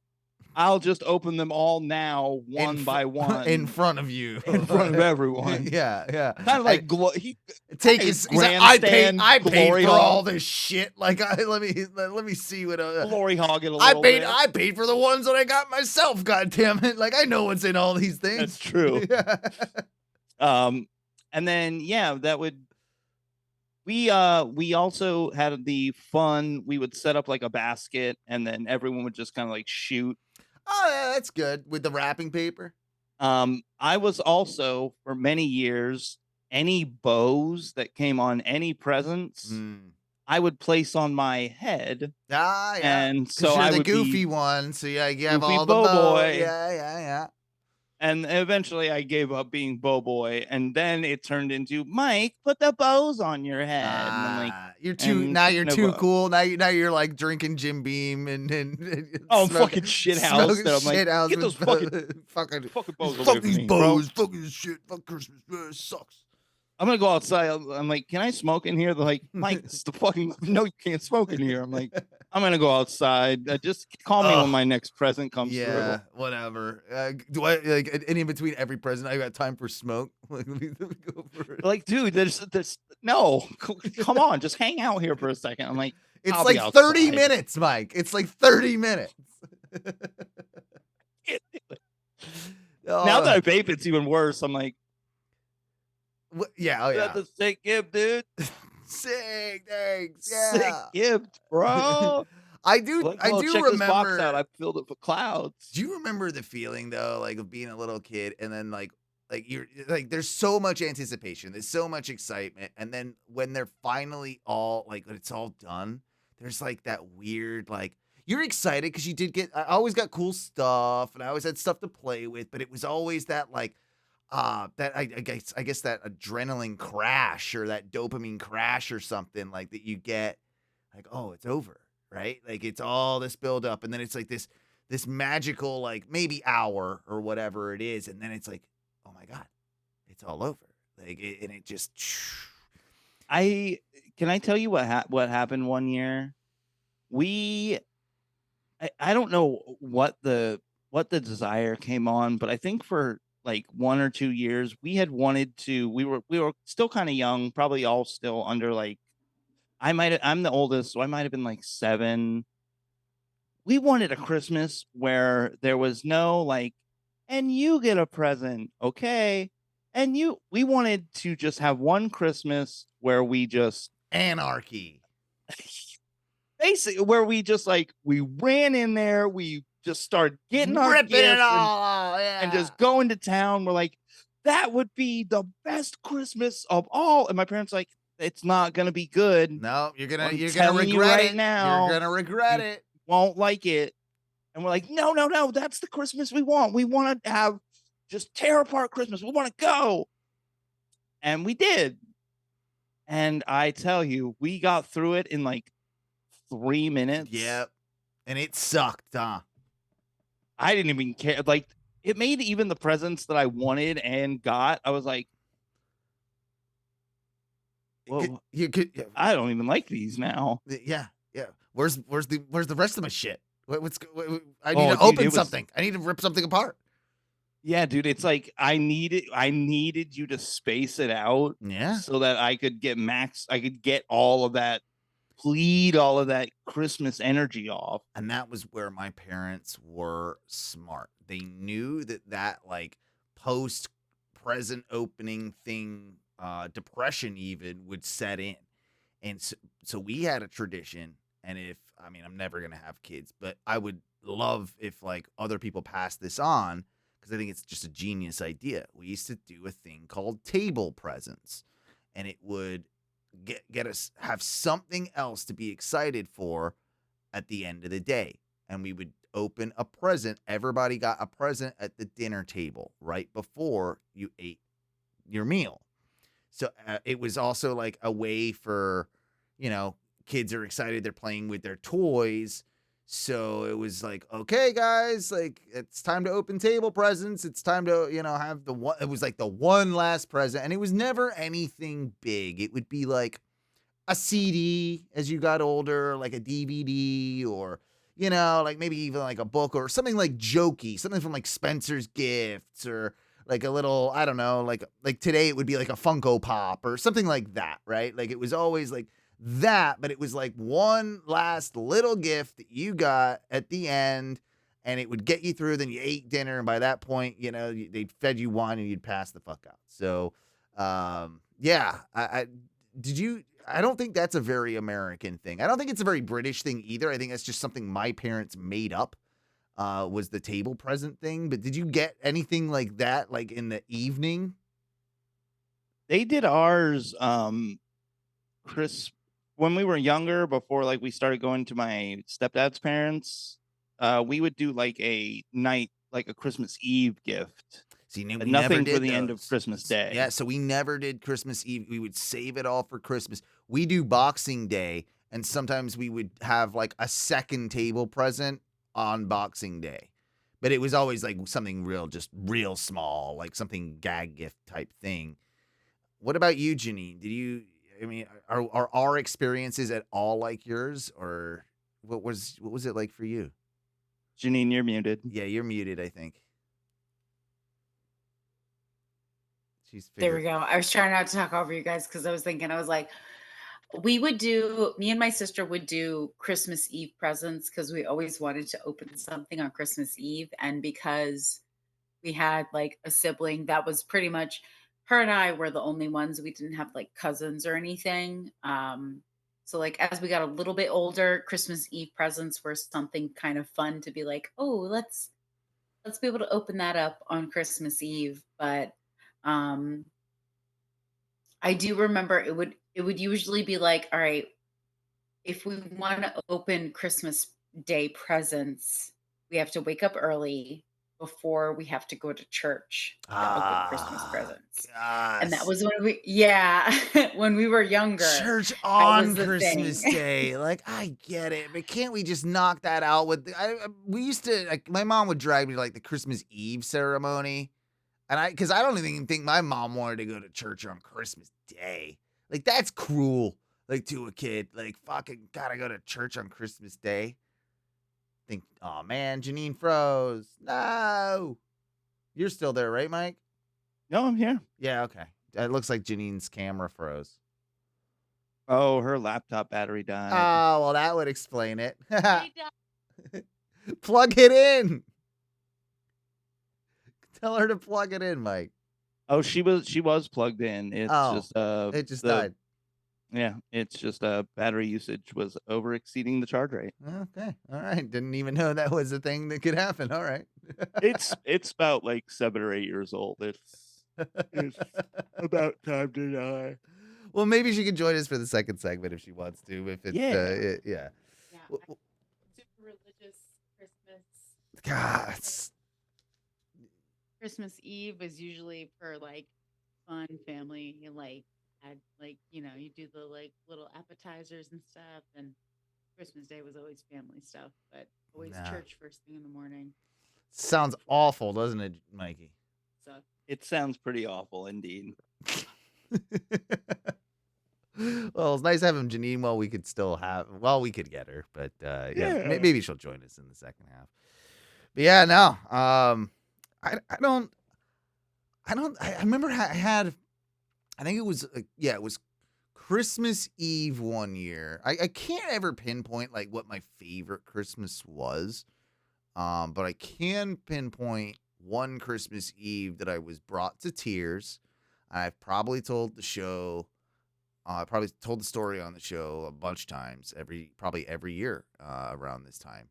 And my brother, of course, is the one that got me into wrestling, and we were both into the wrestling figures. And every year we would like ask for specific, like, hey, I want Shawn Michaels. I want, all these different characters, right? And they would have my parents and grandparents go into all these toy stores trying to find these exact wrestlers. And my brother every year would, get all these new wrestlers, and he would plan out his his Royal Rumble. He would have a Christmas Rumble. Yeah, it's Christmas Rumble. And he knew that I knew what my gift to his was, because, Mom had bought it. We went together when he was probably in school. She probably picked me up early from school. We went before we picked him up or something. And we went and we got, okay, this is your gift, for Reese or whatever. And so he knew that I knew what he was getting the following day. And he was a asshole. Like, I'm like, he's 5 years older than me. I probably was like 4 or 5 years old. Oh my God. And so he's like 10, and I remember him like straight up like choking me to tell him like who I had gotten like him for Christmas. I remember being just like so scared, and I remember telling him, and like my mom found out. She was so pissed. I think she eventually gave them to him, but like she like, she did something where she like held him back or something along those lines. But that story always, like, I bring it up to my brother all the time to shame him. Like every year I'll remember that I will bring it up, and probably bring it up until we're like old men. I'm like, remember that one Christmas, Reese, where you straight up like threatened to kill me and choked me until I told you what wrestlers you were getting for Christmas. And he dies like every single time. He feels terrible, and it makes me laugh. There was a Christmas once where my younger brother Tony, he got a wild hair up his ass that he wasn't going to wait till Christmas to find out what he was going to get. So in the middle of the night, Christmas Eve, he woke up, snuck into, I assume my parents' room, or no, we were at our grandparents. We were staying the night there because Christmas was at their house in the morning. He snuck into, I guess, the closet where the presents were. Yeah. Got some of his presents out and carefully, took the tape off, undid it. And I guess when he went to redo it, realized that like the tape is not sticking anymore. Oh, rookie mistake. But being that he was young, he just went looking for any tape and then retaped all of his presents with masking tape instead of like invisible Scotch tape. No. And it was like the very first present that he picked up that morning. Mom goes, "Hold on a second. Let me see that." Yeah.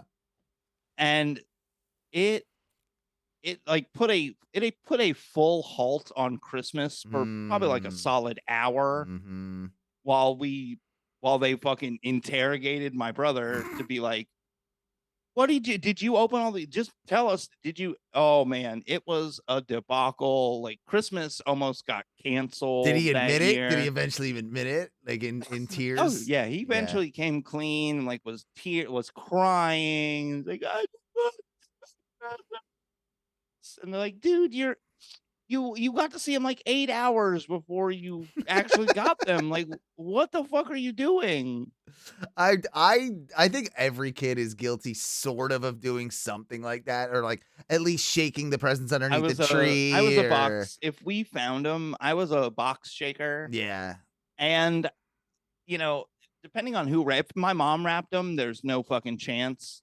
But depending on who wraps presents, you can look through the corner of it. Yeah. I used to do that. Yeah, a little peek. My grandmother's, I could always see what was in hers. They were always kind of like crappy wrapped, and like, okay, I could see.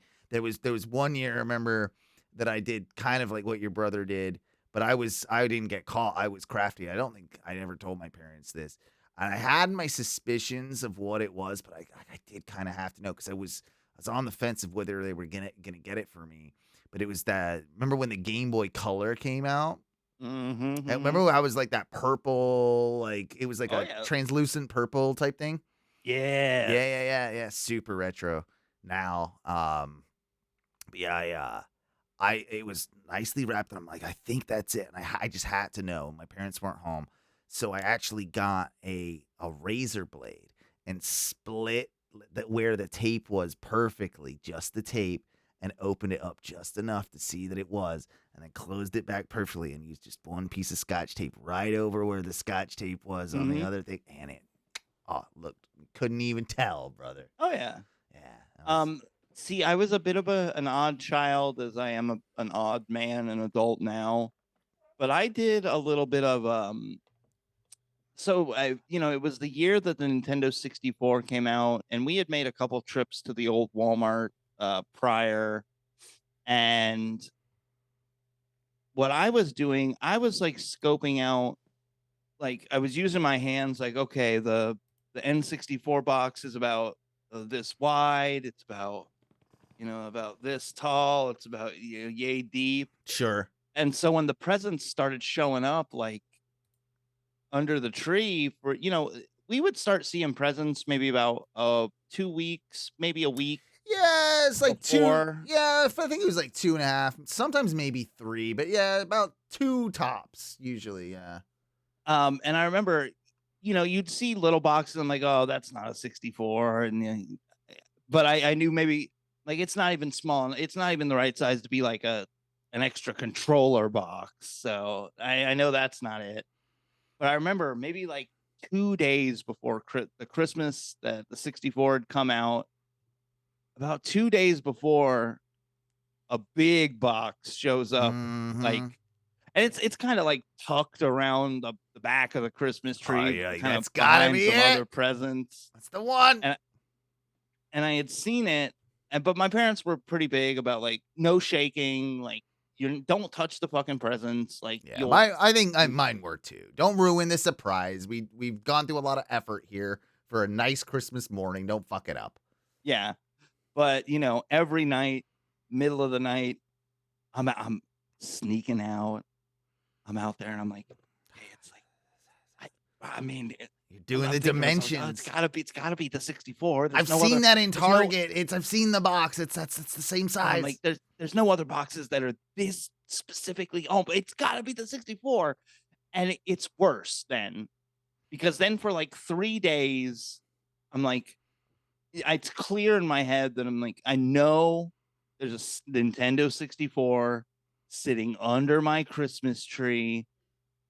And then my brain just starts going wild. Like, is there a way that you could possibly, just possibly, unwrap it, play with it, unbox it, hook it up to the TV, just play it, just for 10 minutes, play like 10 minutes of GoldenEye, you know?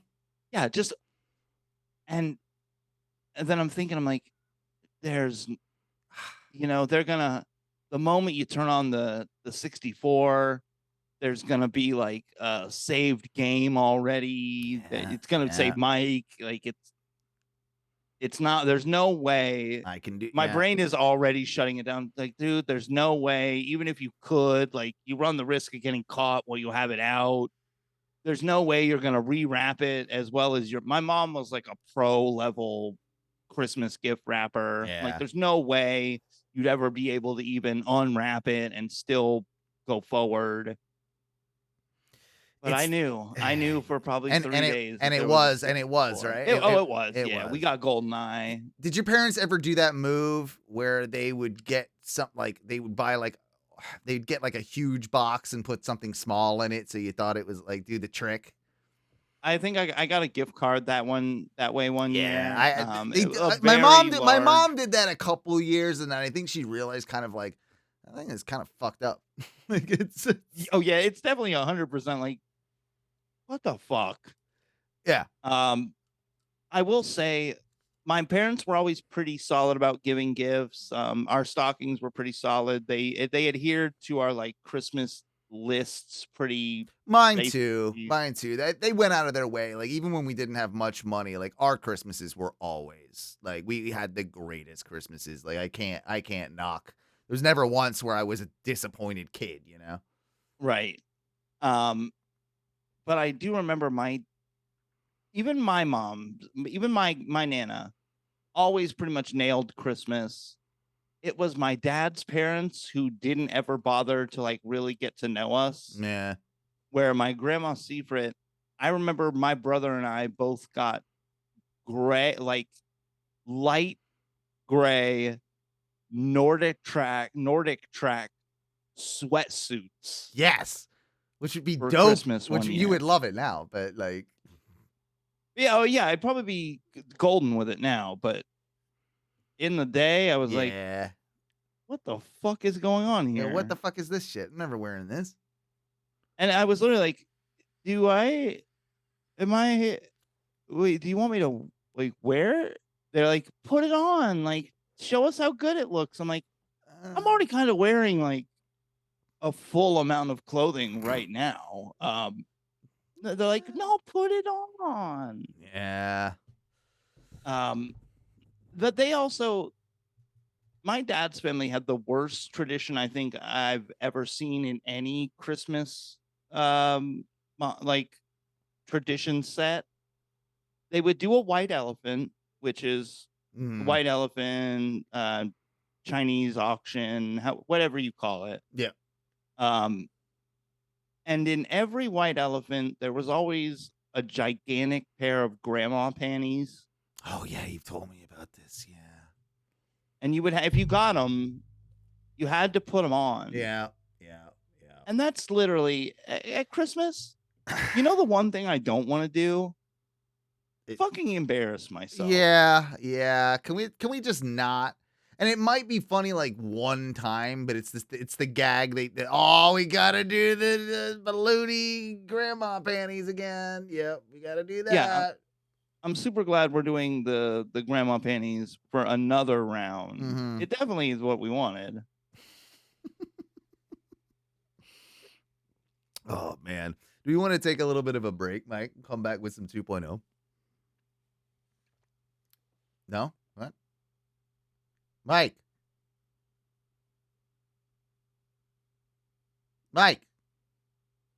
The hell happened to you? Okay. I guess we're going to do that then. Seemingly, Mike has lost ability to hear me. And yeah, we will go ahead and end this Christmas special. We hope you have a wonderful Christmas. And we'll catch you later on in the week, post-Christmas. And we'll have a 2.0 for you after that as you're kind of like getting ready for the new year. So enjoy your Christmases, everybody. Oh No Radio Show loves you. And seriously, Merry Christmas. Thanks for sticking with us.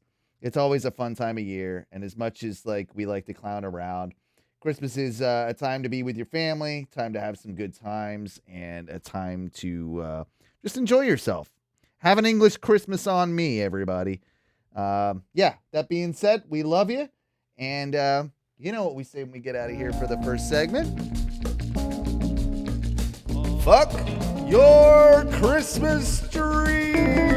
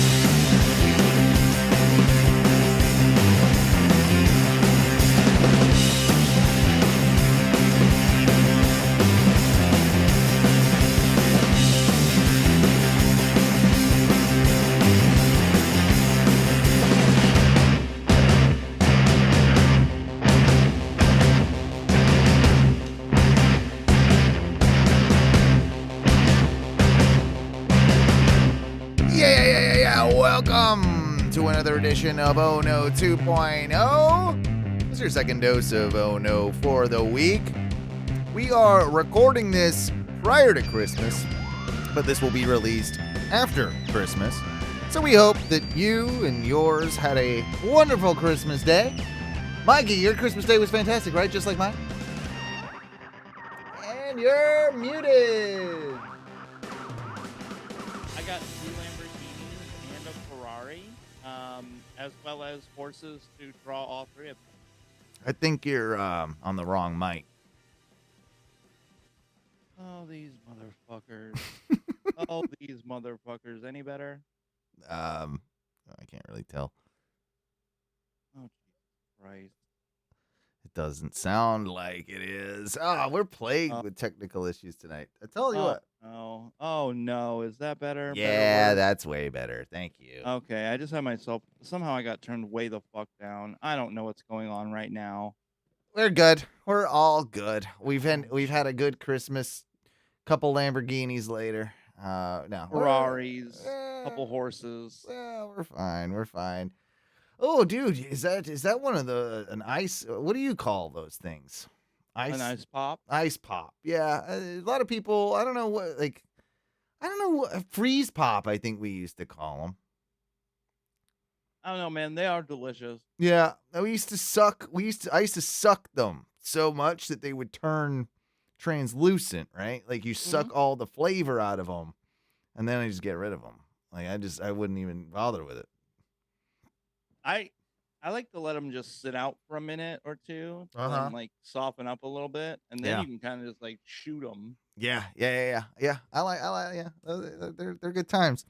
Anyway, I wanted to. I mean, we talked enough about Christmas on the previous segment. And I'm sure people I'm tired of Christmas. Yeah, people by this point are tired of Christmas. They don't want to deal with it. They've had the arguments with their families. They've had the bratty kids. They've had, whatever it is that I mean, if you had the Christmas spirit before, it's gone now, right? By the time people are hearing this, their Christmas spirit is gone. They're well on the way to like getting ready to get drunk on New Year's. Yeah, I think by now you're probably in full humbuggery. You're dreading going back to work. Yeah, if you already haven't gone back already, I've heard that in like a lot of like corporate jobs, this week is described as just like the week nothing gets done. Yeah. Because if you work in an industry where like you have to reach out to other people, there's like a hefty chance that they're not in office. You're probably, if you have to like get supplies from somebody, the supply company is probably closed. So it's just overall, it's just nothing good. Nothing good's coming of anything, right? No, I get it. So this week for me, like, I mean, I'm going like, I think I'm gonna do like one full day, maybe. I don't know. I was supposed to have a vacation this year, but that's been completely canceled. Why is that? Oh, it's just, well, originally it was supposed to be to get my teeth done, but then, it took long enough to get like the pre-stages done to where the doctor was like, hey, I don't do anything during December really, and especially not free stuff. So you're just gonna have to wait till the next year so we can get this whole process rolling again. I'm like, oh, good. More time like this. Definitely loving that. I would have figured by this point you would have just gotten used to it. I am like, it doesn't really fucking matter anymore. But my vacation was originally just supposed to be to deal with my dentures, but when I realized that, I told my boss like, well, hey, that they're not going to do anything this year, so I definitely still need to take a vacation. And he's like, oh yeah, of course, like we definitely still need to get you on that. And then we had 2 people quit, and so basically now it's been like, yeah, no vacation.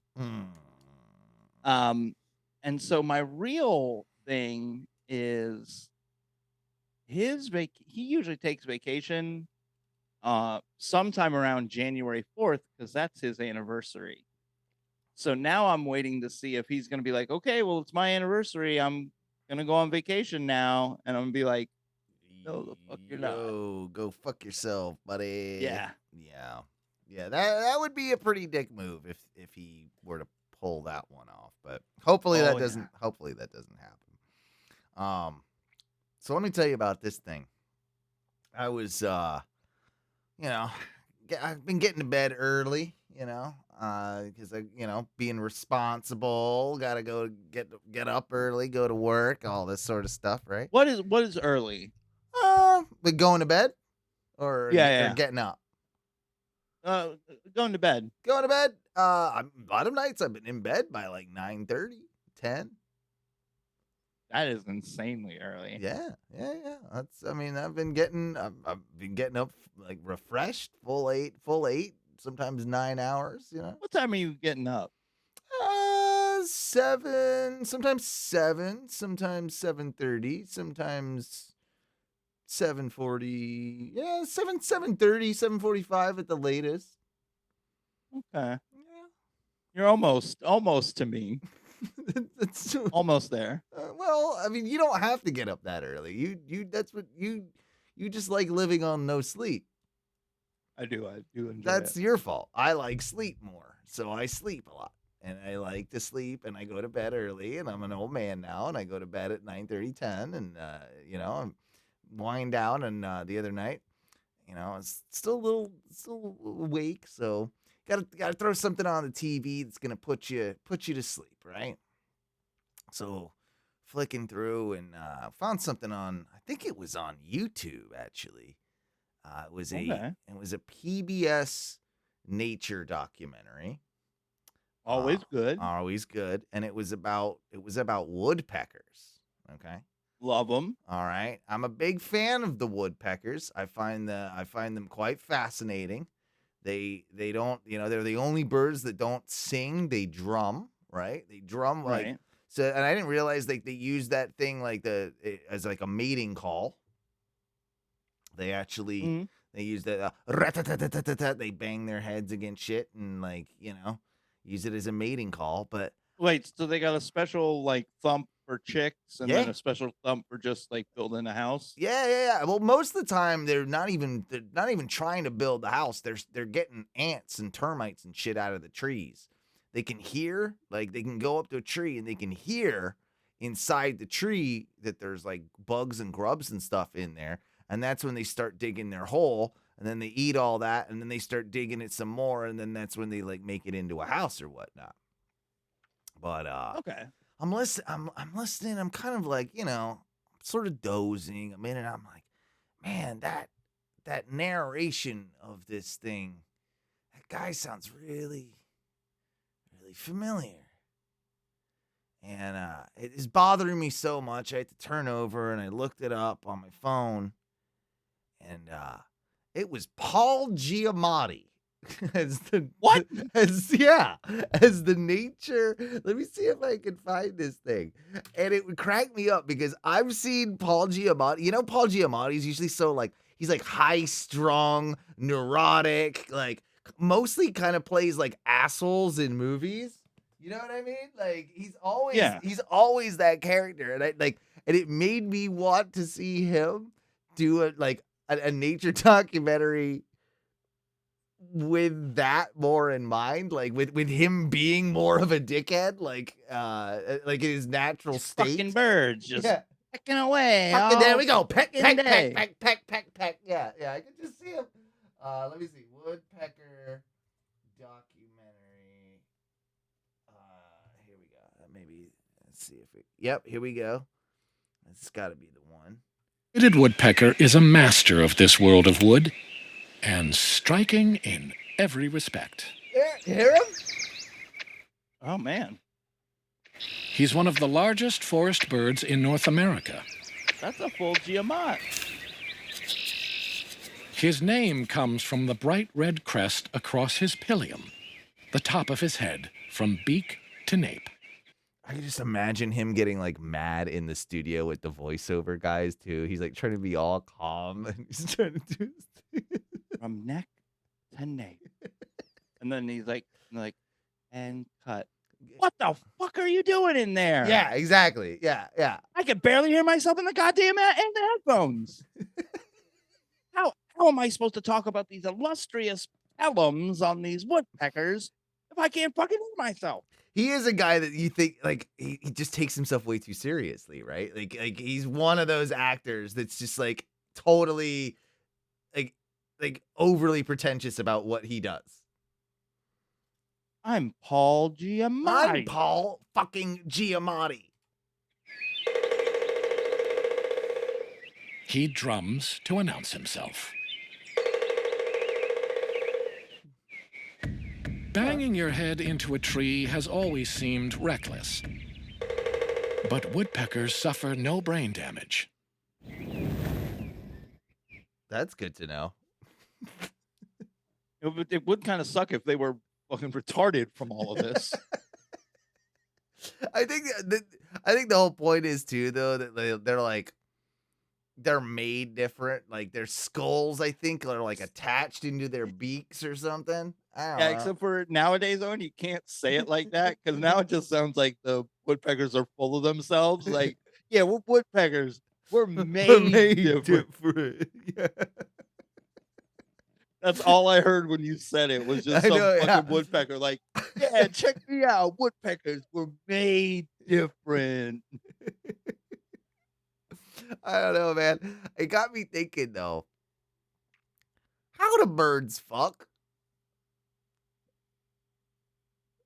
You ever seen a bird? I've never seen a bird fuck. I've seen obviously dogs and cats and even snakes. I've seen snakes like wrap around each other doing their mating thing. I've seen cows and bulls and like hopping up on like, how do birds fuck? Owen, you didn't have a good straight answer for me right away, so I'm not crazy on this one. And I had to turn to Google to ask Google a very important question. Yeah. I think we both want to know. Yeah. Does a bird have a penis? I think they got to, right? It's just inside there? Well, Owen, Google's answer is no. Most birds do not have a penis. Only about 3% of bird species have a penis.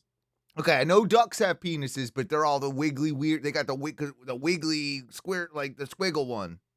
Oh, you're not gonna like how this happens. Oh no! What do they do? So male and female birds only have that one hole. Yeah, for poop, pee, and everything, eggs and shit, everything. So that's the penetration hole too. They do what is called a cloacal kiss. Oh, where you just mush your two cloacas together. That's what they do. Yeah, they scissor. They Birds scissor. just scissor. They're the lesbians of the sky. Pretty much. What the? Okay. Birds just out there scissoring through the skies, fucking swapping fluids. That's disgusting. It's grosser than them just straight fucking having a feathered dick. Yeah. I seriously always thought they had like, can you have like gators and like other species, like I think like a lot of fish or something or whales, like they have dicks, but they're in until they need them and then they come out, you know what I mean? For some reason, I thought birds had dicks like that like popped out, but apparently not. Oh. So you brought up gators. You know gators have a dick? You want to know something cool about gator dicks? What? Always hard. Oh, wow. That's pretty Yeah. metal right there. Always 100% chubbed all the time. Ready to go all the time. Ready to go. That gator's ready to fuck. Now. All the time. All the time. I told you gators fuck, dude. Gators fuck. Gators fuck. But I do find it weird that like birds literally just like rub against each other, and that's Yeah, it's enough just for like like they- the sperm to get over into the one to the other and all that, Apparently, and inseminate. Huh? yeah, the female then draws the sperm into her reproductive tract to fertilize eggs. Yep. Wow. But they say it still says that the male bird mounts the female bird from behind, So they're still doing doggy style. birdie style, but So they're just rubbing though. well, I mean, let's be fair, Owen. If you follow evolution, birds came way before dogs. Oh yeah. So if anything, It's birdie style. we're all doing it birdie style. You're right. All I right. like birdie style. I like calling it birdie style. I like it, but I don't like the thought that it's like me rubbing my wet spot against another wet spot. Well, I mean, you kind of do. What if you just, instead of like penetrating when you had sex, what if you just rubbed your penis on the vagina? I've done that. I mean, we all have. I've but, done like, that. what if that was all you did? It's all I did. You think you could come that way? I'd have to. I think I could. I could. I'd have to waggle it. Like, you know, like a lot of like waggle. a lot of waggle. But I could get there. I could do it. I mean, I'll try it. I'll let you know. I'll do it and report back. Oh, everyone who's listening to Oh No right now, your homework for the week, for all you dudes out there, I want you to have sex and finish. Just waggle. No, just waggling. No penetration. No. Yep. I think I could do it.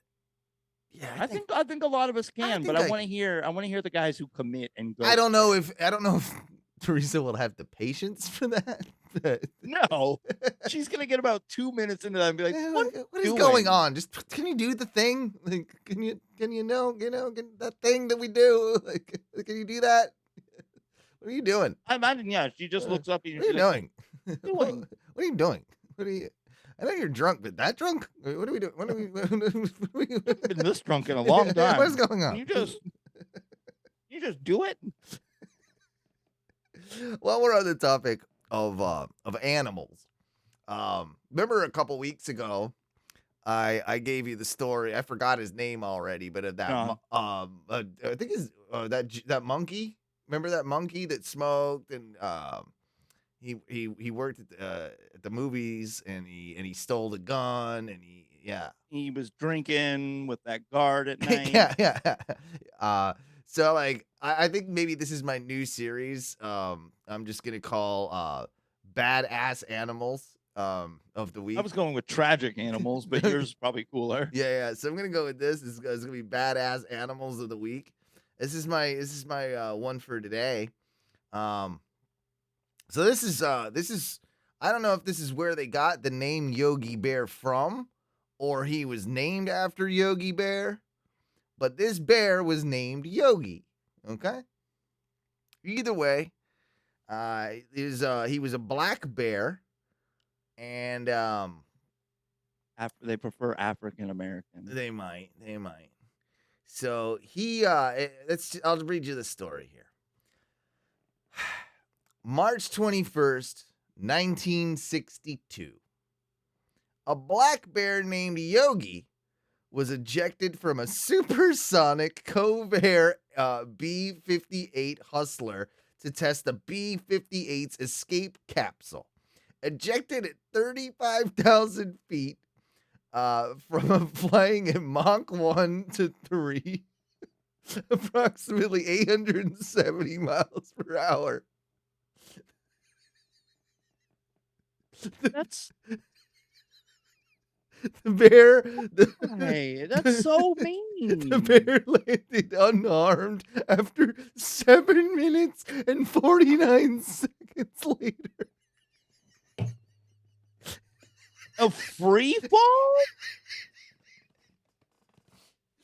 Well, because it's an ejection, so I probably had a parachute and everything. Oh, God. I was like, he's so high up that he fell for 7 minutes and then landed and was just like, okay. I just think of this bear Oh. in a supersonic jet.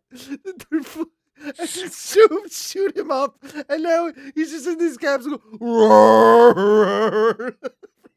So confused. So confused. 7 minutes, 49 minutes later. Oh, God. So wait, so he's in the little ejector seat in this jet. Yeah. Now, did they have like a regular guy actually flying the jet? I would assume so. So he would have been in the jet too. Yeah. How do you wrangle the dude who's got to fly the bear? That's true too.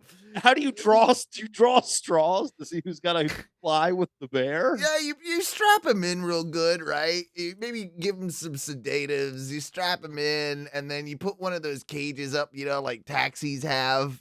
That's like in between you and the guy. Plexiglass. Yeah, put a plexiglass in between you and the bear. It'll be fine. This was the early '60s. It's basically the '50s. Previous testing with human subjects had resulted in fatalities. So it was decided to continue with animal subjects while problems were resolved. Black bears were used for these tests because their internal organs are arranged similar to humans. That's a reach, Russia. That's a reach. Come on. You picked the bears because you probably had one. Oh no. This is not Russia. This is us.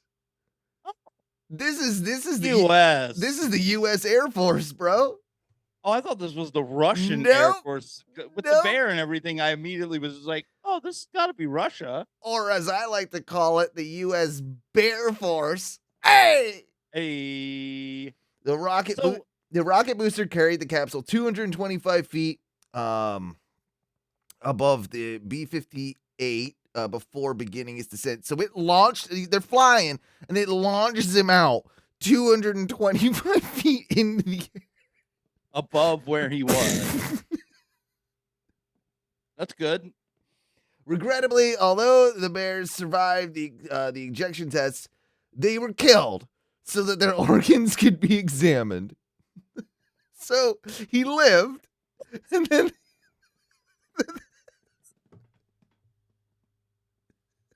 they killed him to just lived.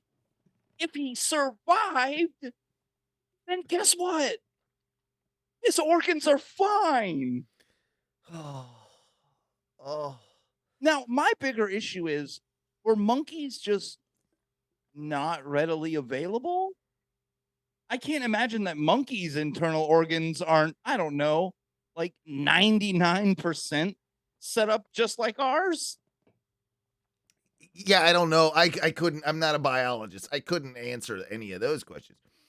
What I can tell you is that this isn't just like on some weird, like, stupid website. This comes from thisdayinaviation.com, which from what I can gather is a pretty reputable site, which aviation enthusiasts, they post things on and whatever. Important dates in aviation history, and there's a new one every day. And so like there's comment section on this.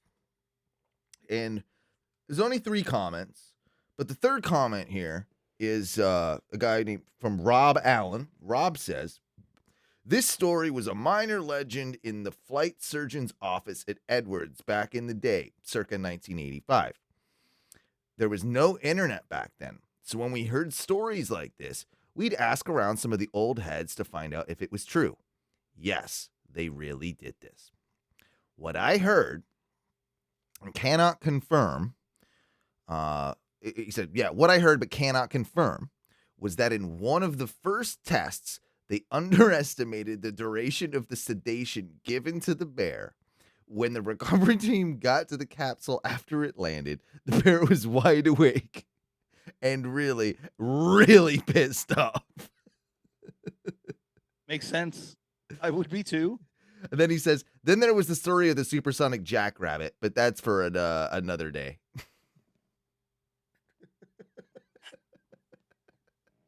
Imagine the bear, though, because this capsule lands and he is like all pissed off. Like, what do you do? Like, I mean, you guess you kind of do have to shoot it. But this reads and sounds like every comment section I've ever seen about anything, where Hmm. some guy just goes, "Yeah, back in the 1960s when I was a lab technician, I remember that Yeah. we talked about it like this." And then there was the story of the old supersonic jackrabbit. Yeah, that guy's just trying to be funny with that one, but I He's can clout chasing on a fucking aerospace aviation. nerd fucking website. Yep. Turd. Humans, Yeah, turd. human beings. Another I thing. do want a space bear though. Yeah, I mean, it is pretty cool that, I mean, I feel bad for Yogi, but, you know, it's pretty cool that a black bear did that. I mean, that part we know. That part is true, that black bear was in a supersonic jet, and they ejected him, and he lived, and he was probably, I mean, I guess he was probably pissed off. I mean, that part I don't really deny too much. Well, so quick question. Yeah. Was he the first black astronaut? Well, he wasn't an astronaut. He didn't get up that high. I mean, almost. Almost. He was almost the first black astronaut. He was almost. It's true. I say we give it to him. Yeah, probably had more rights than the astronaut, or than the other black astronauts. Yeah, the other black astronauts did. I heard that bear could vote and own land. Yeah. And you know what? They waited a little while before killing him to figure out about his organs. You know, like they didn't do it straight away. So That sucks even more. Like, at least if he got out of the capsule and they're Yeah. like, okay, bang. Imagine though if they let him go and he goes and tells all the other bears, like, guys, Space. I've been there. you're not gonna believe this. You can't. That sucks for every other animal. For like every animal who got to go to space, because they go back and they're like, guys, I totally did that thing. Imagine That if thing- yeah, and imagine if they have that. You know, the astronauts, they have that moment of like, they talk about it, right? That it messes them up a little bit, and they get all humble because they see the world like from outside the Earth from outside like the orbit, and like it makes them feel small and like oh, it all makes sense now type thing. Like, a lot of astronauts talk about that. There's even a name for it, I think. It's like weird moment of clarity or whatever that they have. Like, that bear, he can't express that to any of his other bear friends. They don't even know. They don't know what that doesn't is. have the mental capacity to understand how little he is. Yeah. Ah, What if he saw the world and was just like, you could see him out in space, just like chomping at it, like, I'm gonna eat the world. no, that looks so good. That looks so Bro, delicious. well, here's the deal. You know why they use black bears? Because black bears are at least like somewhat normal. Use like a polar bear, they're just gonna literally try and eat everything in space. Or like a grizzly. Yeah, they're eating everything in Yeah. space, man. Yeah, like that. If like an alien like abducts that, or like it comes in contact with that spacecraft, Yeah. like I don't care about what technology the aliens got, but I stand the chances of that grizzly bear pretty high. Now that grizzly bear's like up in space, just roaming around, chilling on some like flying saucer. Oh, and the effect you were talking about when the astronauts see the Earth from outside, it's the profound shift in perspective and awareness that astronauts experience when they see the Earth from space is called the overview effect. And yeah, it's described as like this weird sense of like fragility and beauty, because you now can see that like it's just a thing. I remember, But they're like, yeah, it's a sense of awe, interconnectedness, and Yeah. profound understanding. I mean, I've always been fascinated with space. Just kind of, I think you have been too, and like I've heard like and read like, you know, astronauts talk about this, but the one that got me, that it wasn't too long ago, was when William Shatner, they took him up, I think, in the Blue Origin rocket, and I think he was kind of fucked up by it. Like he's like, kind of like won't ever be like the same Shatner again. Like he's kind of like He's almost too serious now. He's like lost his. You know how he's always like that been a little big bit of like the humor. goofiness he had. Like, yeah, I don't think he's like, I don't know. I think he's kind of like just like serious like old man now. But he is like stupid old. He's like 90 something, isn't he?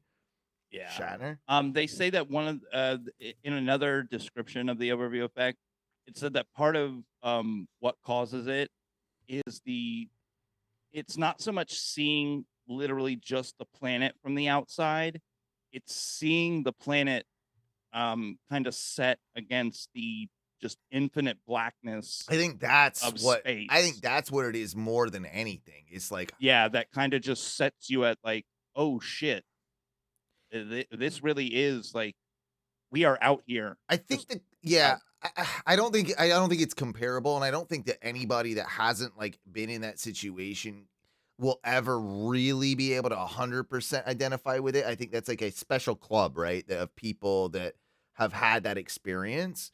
Right. But the closest thing that I can relate to it is being on a cruise ship in the middle of the ocean in the complete vastness and darkness. Like that is very much like I think that's the closest you can probably get to is like being in the middle of the ocean where like not a single light and like around, like you're out in the middle of absolutely nowhere. Like you get it a little bit when you're in the mountains, but you're only a couple of miles away really from like the nearest human. Whereas like yes, you have all the other people on that boat, but apart from that boat, you could be hundreds of miles from the nearest individual. Like, and there is something like weirdly unsettling and like the vastness of that. Like there's that I think it's that lassophobia. You've ever heard of lassophobia? I think it's basically a fear of the vastness of the ocean. And I think I kind of have a bit of that. It's Thalassophobia is a specific phobia characterized by an intense and irrational fear of deep bodies of water, such as oceans, seas, and lakes.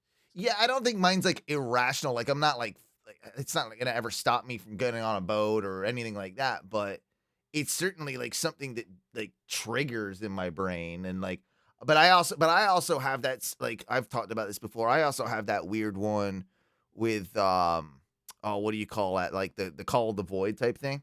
I do. That's the one I get. Oh yeah, where like if I'm on like a rooftop or super high building or something like that, and like there's that draw. There's that draw to like look over the edge, get close. Like there's something weird about that, and like cruise ships. Like I don't think I would ever want to be left alone for too long on a cruise ship balcony.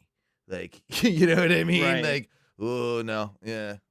I do remember I was homeless living in St. Augustine at the time. And it was at night I would go hang out. I would just go to the beach because they wouldn't really mess with you if you were parked at the beach. You could camp out on the beach over there and they didn't really bother you. So if I was sleeping in my car, it was totally fine. But I remember one night it was like particularly dark and I was sitting out on the beach, just like kind of staring out into the ocean. Yeah, I've done that. Can be really creepy. I've done that before when it's like when there's no one around and it's super dark, like that vast. It was really dark and it was cold and it was pretty windy. But just looking out into that it was a very similar feel of like once I got past like the small amount of light that was coming from the parking lot. It's like it nothing. Was just kind of dark. There was just nothing. Yeah. No light, no nothing other than the wind noise. There was no other sound.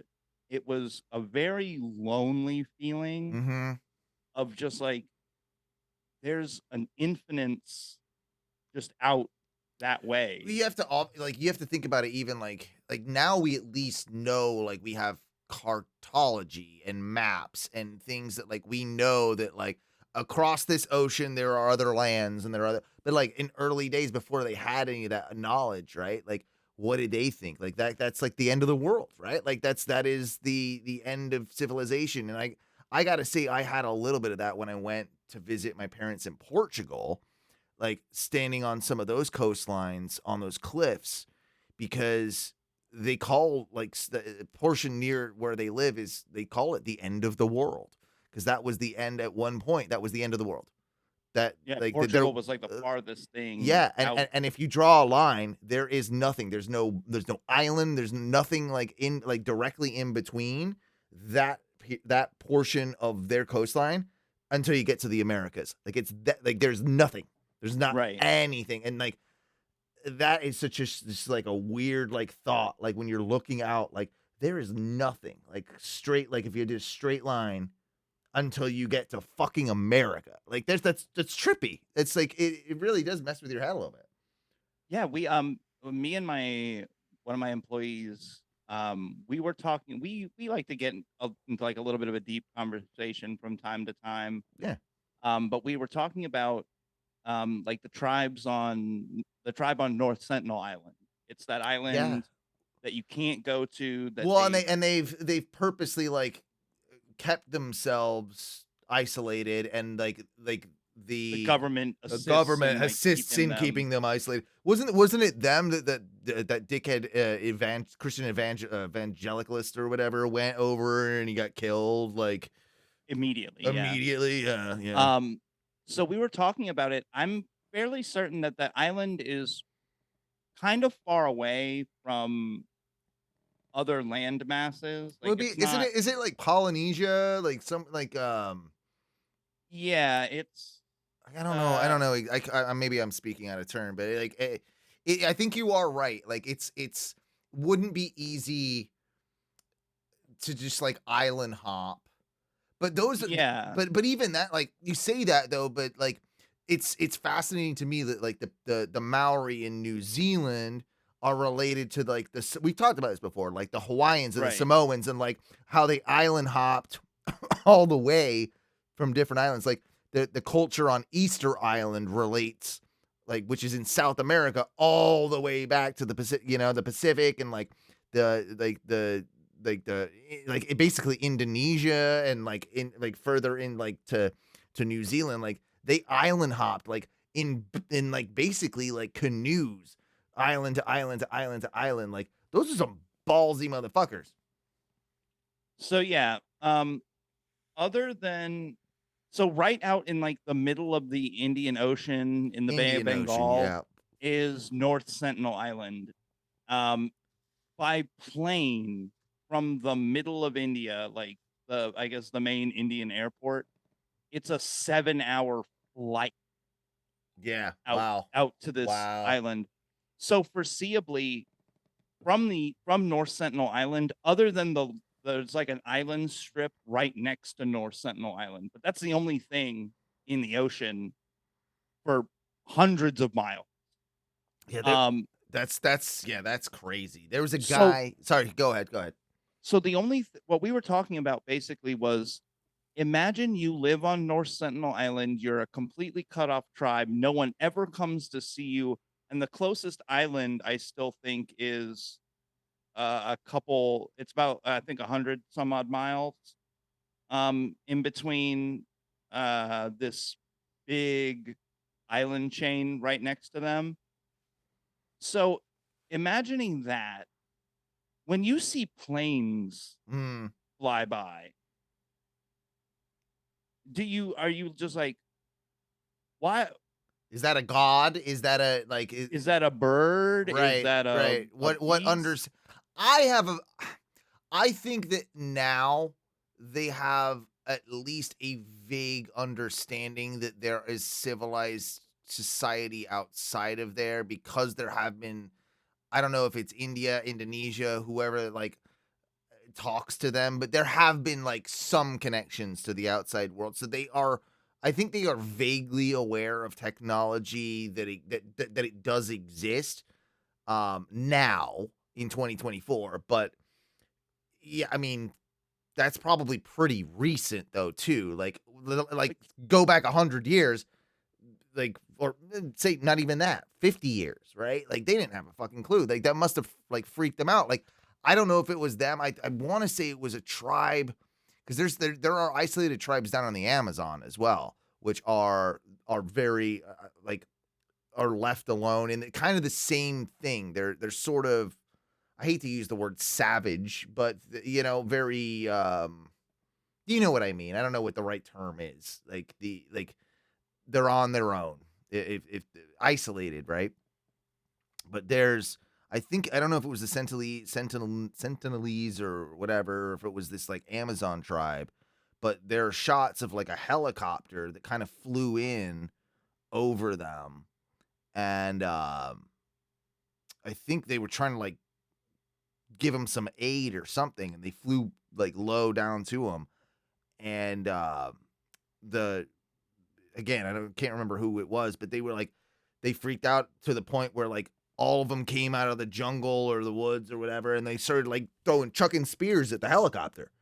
Yeah. Fucking bring the thing down, like that. Yeah. Okay. Stuff so like that's super fascinating to me for sure.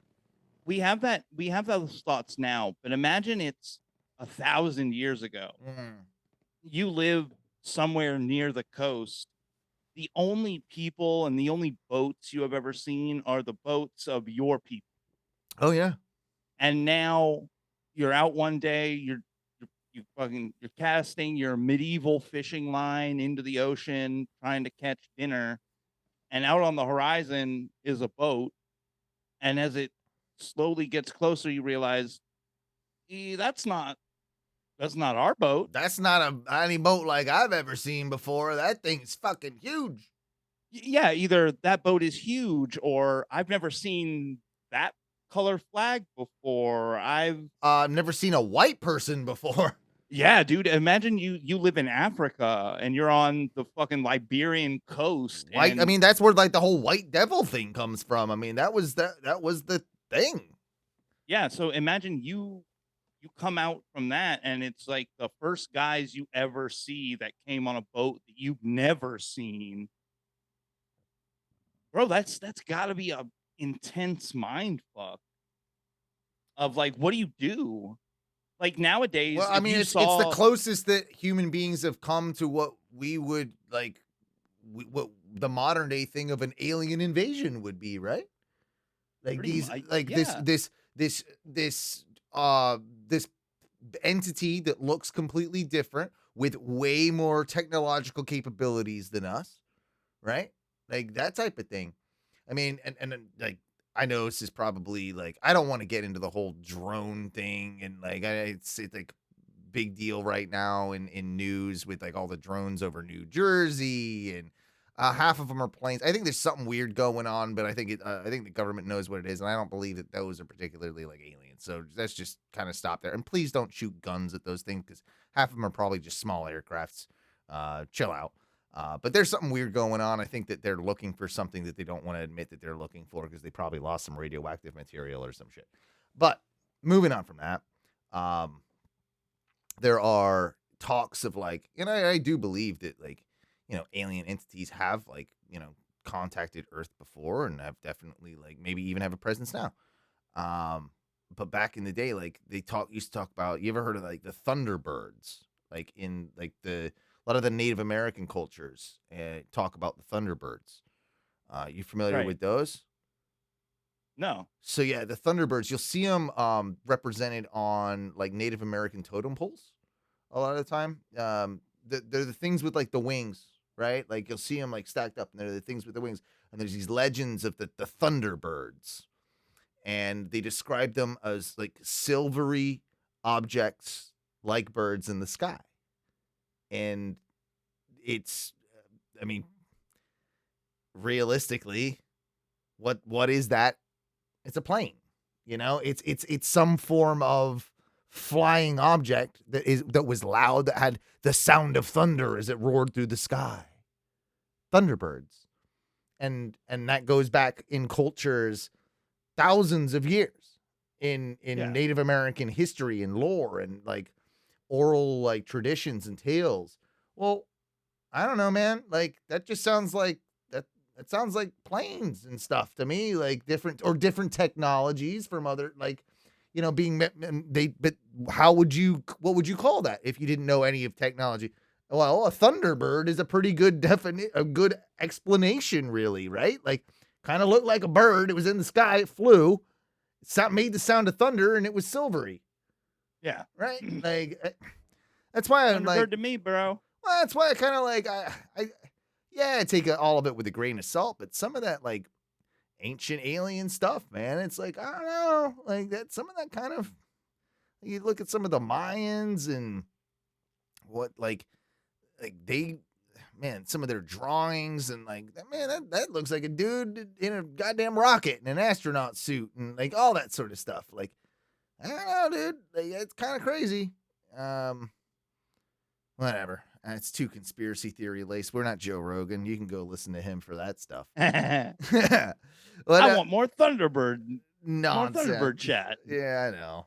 Here's some stupid thing that Teresa sent me on the internet, but I thought it was kind of funny, especially since we are around Christmas time. Thought you'd find this amusing. You a fan of Home Alone 2? I know we all like Home Alone 1. Home Alone 1's a solid movie. Yeah. Home Alone 2, though, it's a good movie. It's a good movie.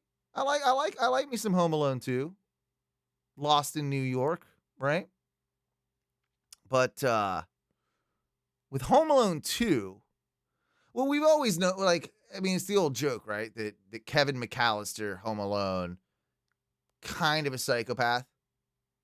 He's definitely a menace. Right. Kind of like, I mean, there's the whole thing with him, like, oh, he's like the guy from Saw or something. Like, I remember that was the thing like a few years ago. You know, but this was pointed out on the internet. In Home Alone 2, remember he's lost in New York, but he has his dad's credit card. And doesn't he stay at Trump Tower? He does stay at like a very, very high end something or other. Yeah, because it's I remember Tim Curry is the bell or like the front desk guy. And Trump is in and the Trump's in hotel. it. Yeah, Trump's it. You're right. It might have been it. Yeah, maybe he stayed at Trump. Who knows? But so remember, like there's like the homeless lady in that movie that he befriends. Yeah. So this point was made that further proves that Kevin McAllister is pretty shitty. And I'll just read this quote here. I'm not coming up with this. This is from the internet. Kevin gifts the homeless lady that saves his life a worthless ornament. And he gives her this like little shitty like Christmas dove or whatever. Right. Whilst he spent, and then they do use these exact monetary value because remember he racks up like a super high bill on his hotel room. I think it was in almost $800. No, so he gives the homeless woman a worthless ornament while spending $967.43 on a self-indulgent room service night. He deserves that. They further go on to say, this is because he's from a shitty 1% family that doesn't appreciate the true value of money. That's fair. Yeah, he was kind of a prick. And a rich kid. And a spoiled rich kid. Well, yeah. Do you know how much those talk boys cost back in the day? Oh, the yak back? No, well, no, yeah, it wasn't a yak back. It was a talk boy, wasn't it? It was maybe. Oh, I thought it was a talk boy. I think I'm right. Talk boy. Yep, talk boy. I just looked it up. Talk boy, you're right. Yeah. Talk boy. Now hold on. Talk boy doesn't sound right though. Yeah, that's what it was called. Talk boy. Yak Back was like the 90s version, the later or like late 90s, early 2000s version of a Talk Boy. Yeah. I don't know why Talk Boy sounds like it's not. But yeah, you're correct. I bet you those things. Oh, I wonder. I'm gonna click on this eBay link. I wonder how much they go for. Oh, do you want to take a guess? I pulled it up right here. Oh, page of them. $250. Okay, the cheapest I can get you one right now. Let's see if it even works. Okay, No slow mode. It plays and records. Okay, so it's one of the features, one of the main features, the slow mode, which is what he used all the time, does not work anymore. That one's going for $169.99. Okay. Um, Now, do you want to know what the Talkboy originally retailed for the first Christmas it came out? How much? All right. So you said it was going for what? 160? That's like the absolute cheapest. The tape alone goes for about $30. There are ones in deluxe in the package mint. You're looking at $975. There are the other options up here. Just the box without the Talkboy. There's one up for $149. Just the box. $400, $500, $450. That's generally, I think, I think you're looking at about $450, $500 for a Talkboy right now. In working condition. So in the Talkboy released in 1997, and it retailed for that Christmas $29.99. All right, so it wasn't too bad. That's what in today's money, probably $60. Probably, yeah. You're 50, probably looking $60, at something like that. But here's the thing. You can buy a $10 piece of Chinese garbage that will record and play back your voice without fail. I'm almost certain. I did have a Yak Back at one point. I never had a Talkboy, but I had a Yak Back. I wonder. Hold on. I wonder how if those are still. There's no way those are still around. $10 to $50 for a Yak Back right now. Yak. What did I put? I said Tack Back. Yak Back. Yeah. Oh yeah, $50. I had the one. Oh yeah, I had the one that was like it didn't do much. Honestly, Oh, wow. I think I had the purple one. Okay, so the Yak Back, which was essentially just an updated Talkboy. Yeah. In a much more compact frame. Yeah. Wait, what? No. Hold on. What, you find something out here?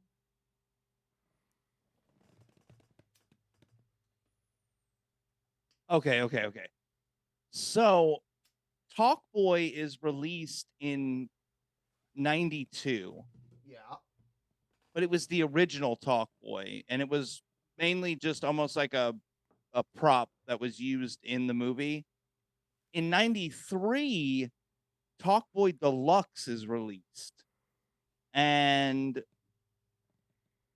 guess what year the Yak Back is released?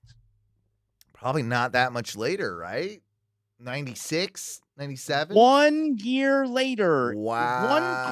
The next Christmas, they took the Talkboy and said, this looks like a hunk of outdated garbage. We need to bring this to the 90s. Let's slap some colors on this bitch and change it. Well, the big difference is that the Talkboy was cassette based. Yes. Whereas the Yak Back had some form of SD internal memory. Probably it wouldn't have been an SD card. It was way before that. It wouldn't have been RAM. It was probably ROM. So it probably had some chip, like an IC chip that could record to it. But that's why you had a very limited amount of recording time on a Back. I want to say it was less than 30 seconds on a Yak Back. Whereas the Talkboy, I do believe, was superior in a lot of ways because that could be the length of a cassette tape. 6 seconds for the Yak Back. 6 seconds, exactly. Okay, yeah. Yeah.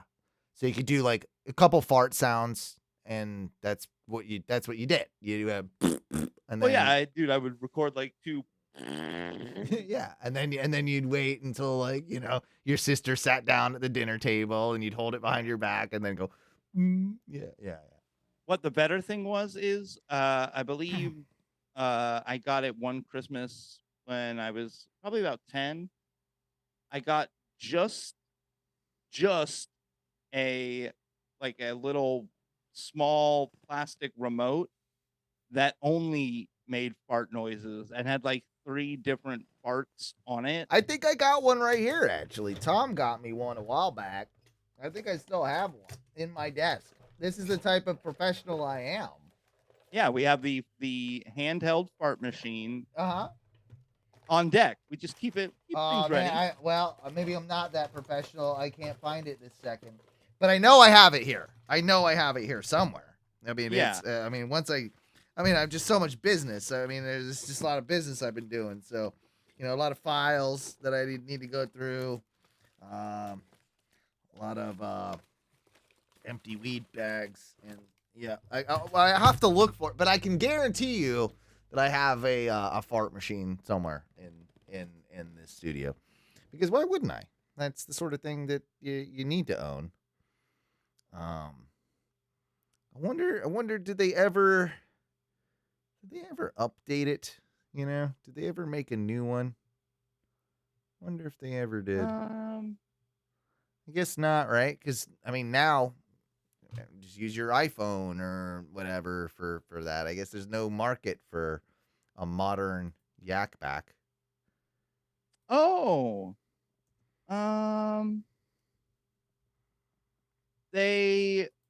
So they did. Okay, I'm seeing. Yep, it looks like they made a Yak Back Classic. You can buy it on Amazon. Really? There was also a pen version of Yak Back. Oh, the Yak Back 2. I remember the pen one. Yep, I remember that. I had the pen Yak Back. I feel like they got that was actually controversial for a year because a bunch of kids had them and they had to ban them. I think they banned it from my school. I want to say what I was always obsessed with more than anything was like spy stuff. Like spy gadgets. Kind of like little recorders, or like they used to have like you could get a pen, and then like you could had a little camera in it, you could record with it. It's like total creepo stuff, but that stuff was, I don't know, man. There was this spy store that I always used to go into, like I think it was down on Old Town. They had like a little spy store that had all these like little gadgets. They were always super expensive though. Like they weigh like $200 for like this pen or something. And then I was like, there was always this like catalog my parents would get in the mail, like of like it was like tons of random stuff. It would be like the Amazon of today. Remember those catalogs? And they would have those things. There was always like a little section where it was always like, I guess it was for like guys that thought their wives were cheating on them or something, and like things, like hidden like recorders and stuff like that, or just creepos, I suppose. Oh, okay. So I looked up like all the Yak Back, like there was they had a ton of projects. So there was like the Yak Back Watch, Yak Back Classic, Yak Back 2. There was a Yak Back Lock that basically you would record your message, and every time you locked and unlocked it, it would play that message.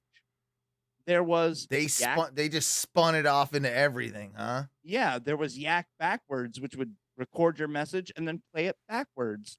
The Yak Bender sound effects machine, which basically allowed you to make sound effects with this. It was like the first soundboard. Yeah. Oh, there was a Miss Yak, which was just a lady themed Yak Back. Sorry, I had to play. You had to drop the drop that we're not going to be able to get anymore. I wanted to do it because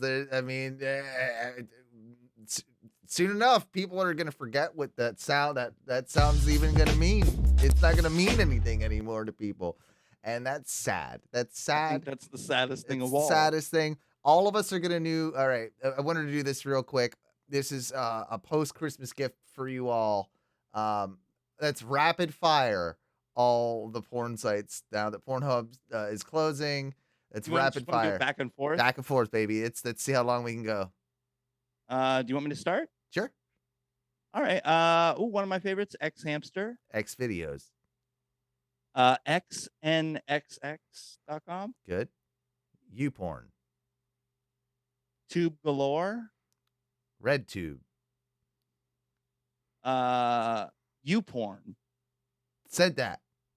Oh, we said YouPorn? Yeah, I said it. Go ahead. You do a different one. Okay. And no big deal. X videos. I thought I said that one, but okay, we'll keep going.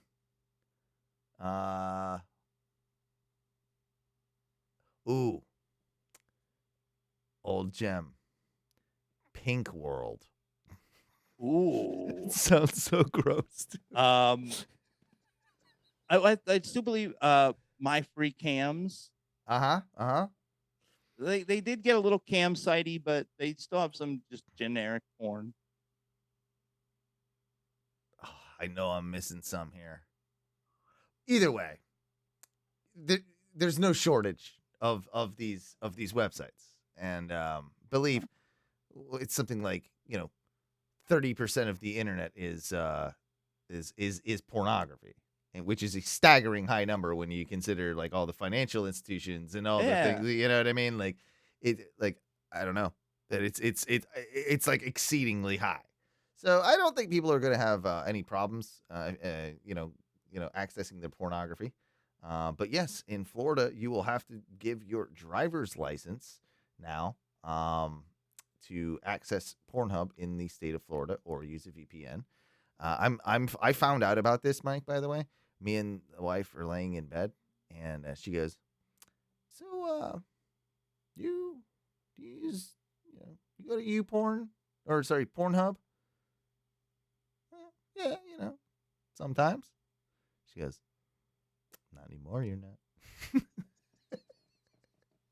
Really, T? Really? Yeah, okay, yeah. Rub it in my face? On the darkest of days? On the darkest of days, that they're taking Pornhub away. You need to bring it up. You need to do that to me? Come on.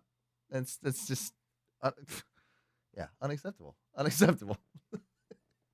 Why don't you ask her one day? You'd be like, "Hey T, you know those little cardigans you wear? Yeah.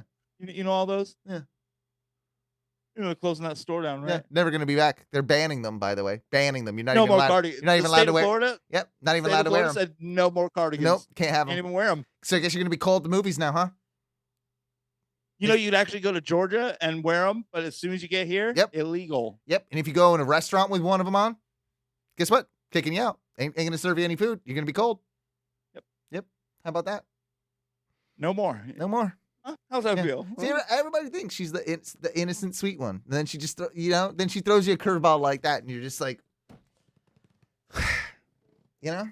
it's that thing you like. They're taking it away, huh? Right. Yeah. Cool. Thanks. I would. You know what? I'd honestly be mad if there wasn't. I don't know, a dozen that we just. And that's just off. And that's what's crazy is like we could find a comprehensive list, I'm sure, and name over 200.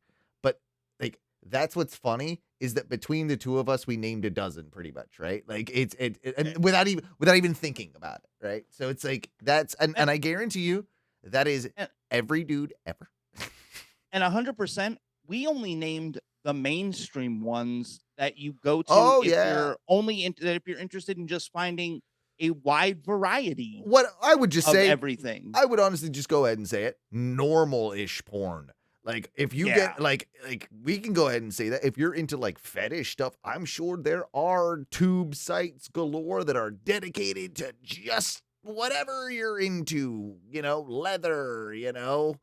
Whatever water specific sports. part of the body or penetrating it you are into. Yeah. There is a very specific website that is just and not only that, a very specific what I call tube website for that, where it's basically just like a YouTube, but like that was what was revolutionary about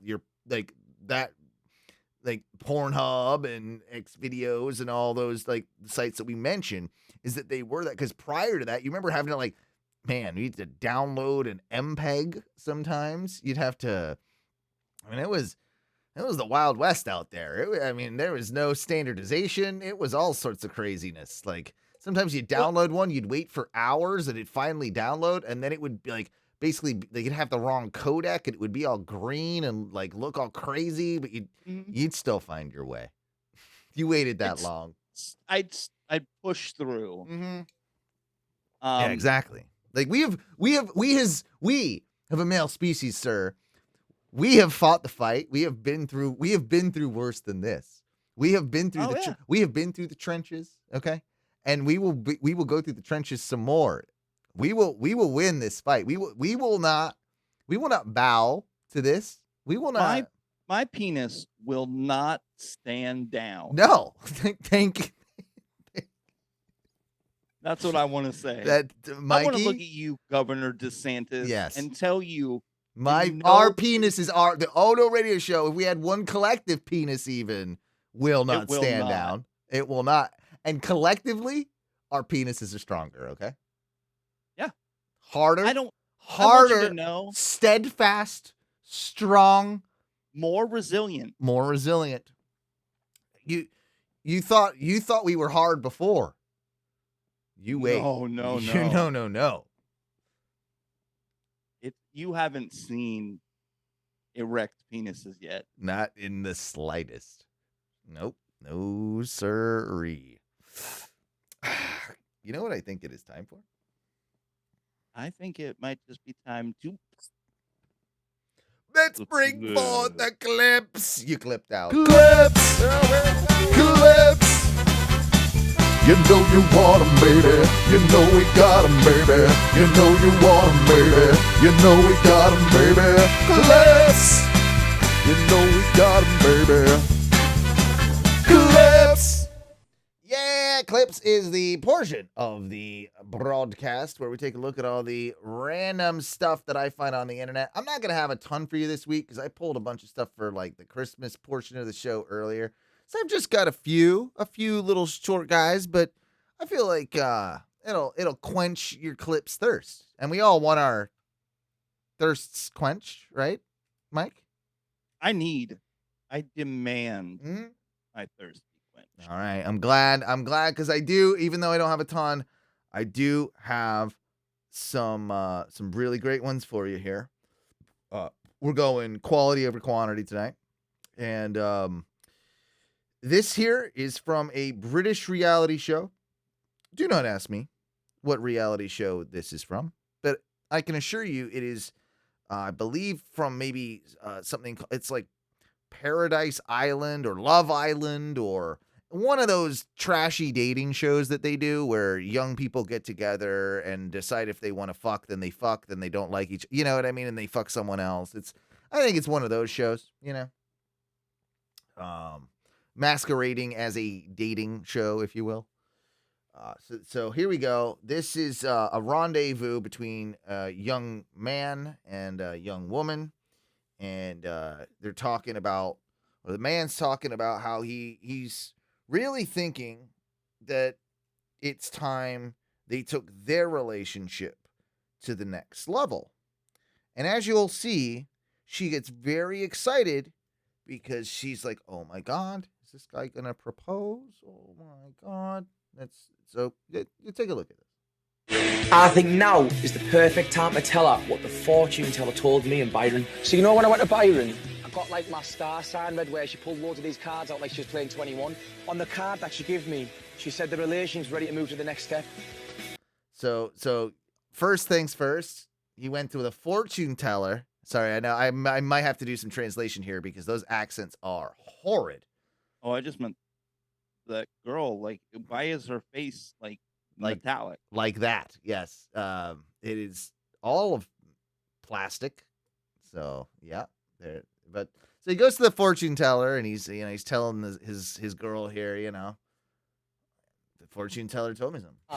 Had a moon on, and the moon was that far off from being a full moon, and I said, clicked. This is the next step. Next step. Oh my God, is he about to propose? So she's excited, Mikey. She gonna propose. What do you think he says? Oh, I think he says he's gonna get like some cosmetic surgery done. Okay. I mean, that's possible. They were talking about, like, he was talking about the next step in their relationship, though. Oh, I think matching tattoos. Okay, good guess. Couples tattoo. Very good guess. Let's watch. I want to put it in your ass. Whoa! Because we haven't done that yet, and that is the next step for the cock to go in the arse. talking me?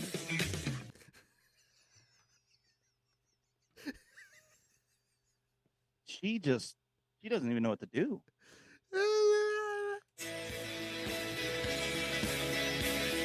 I want to put it in your ass. Because we haven't done that yet, and that is the next step for the cock to go in the arse. talking me? I thought he was about to propose, not try and stick it in me arse. Sam, it's not going in me arse. Set up. I know it is. I know these reality shows are all scripted and whatever, but fuck, that's some good That's some good trashy British writing right there. You can tell how set up it is because they have the music ready that is like the Well, that would have been done in post. but you know that it was set up because some guy was like, I've already got the sound effect ready. Like I can do a disappointing music out Which, for this. I mean, let's be honest though, that guy is good at his job. He did a very good disappointing sound effect on that one. Yeah. Yeah. He did it perfect. Yeah, he did. So I mean, that was my icebreaker, my warm up for you today with clips. I just wanted to. I like it. All right. My palate is now ready. Yes, For exactly, all the exactly. Because I like to take you on a ride, a bit of a journey, but I'd like to kind of like, ease you into that too. Before we get really, really, really like into the nuts and bolts of this.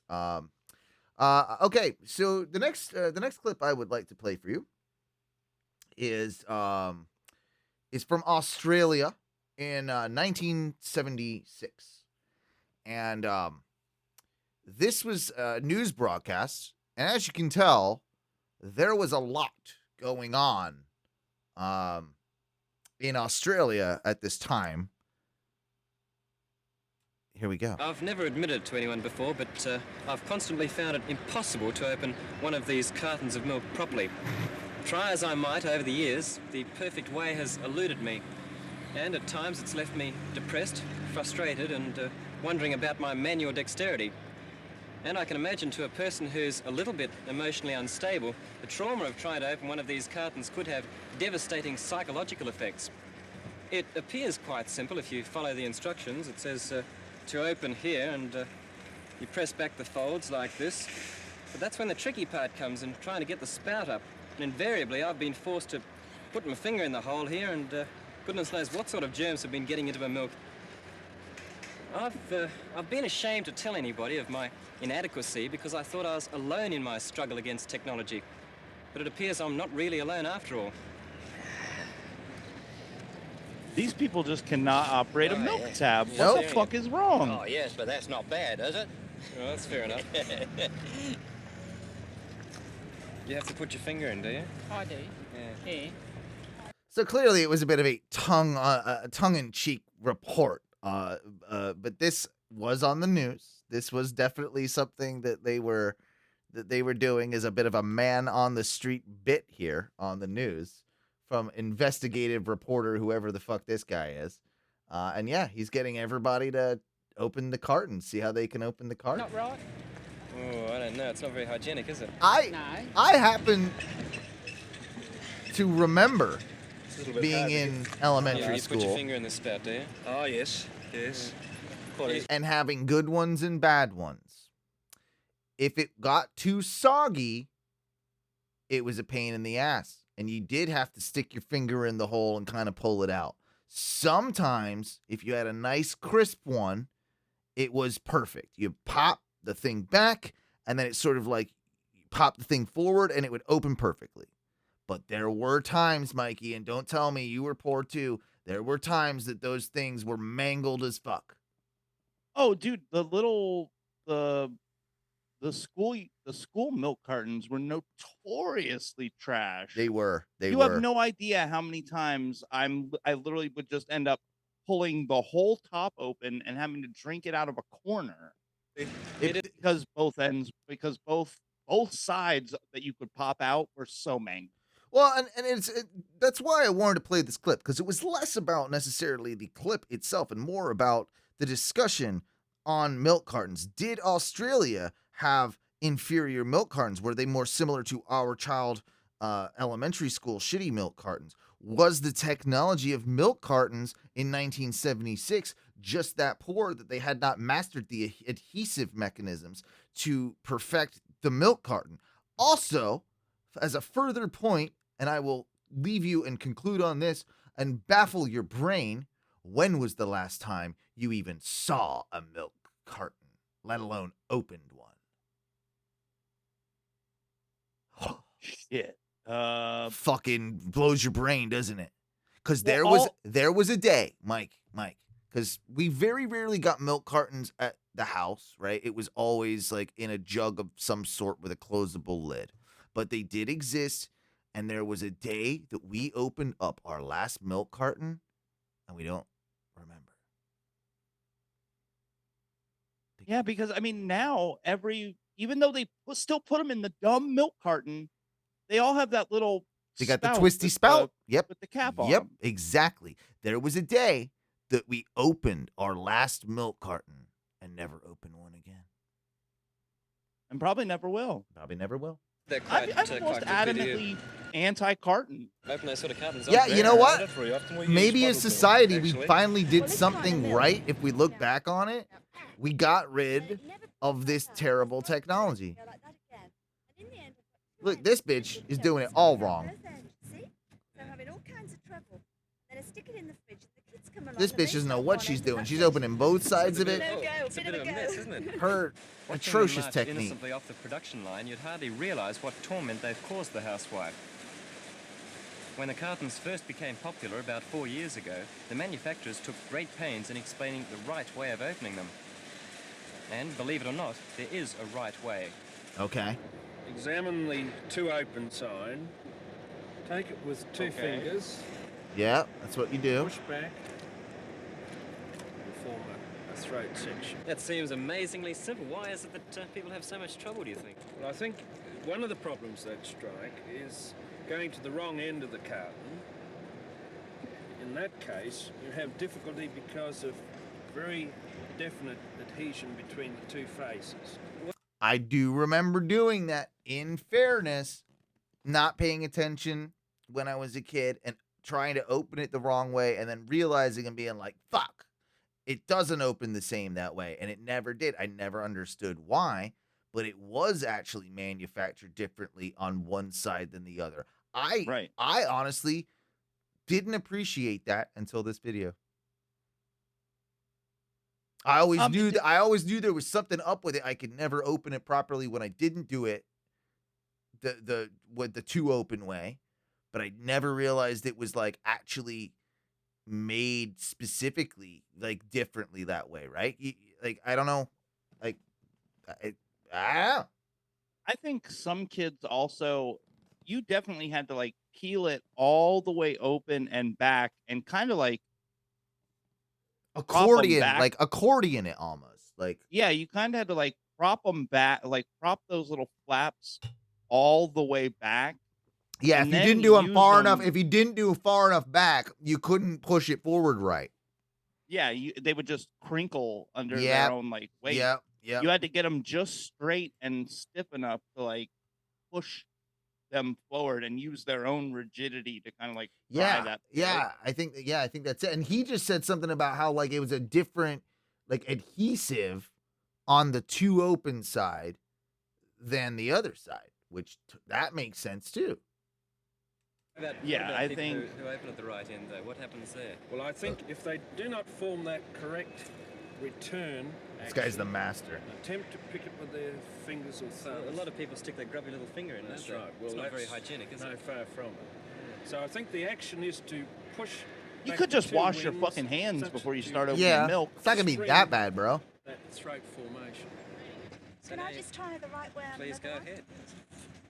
See if she can do it now. So I still have difficulty. Yes, you Maybe still it's have that trouble there, don't you? my fingers are sore on the end. Perhaps that's why they're always sore with housework. Okay. Thank you. Now, Oh, blame the housework because you Yes, can't open a carton of milk, you lazy bin. Dumb bitch. Well, it seems all my problems are solved now that I know how to do it. I'll just go through it. It's almost like a PSA that they were teaching the Australian populace. Listen, guys, this is how you do it. This is how you open your milk.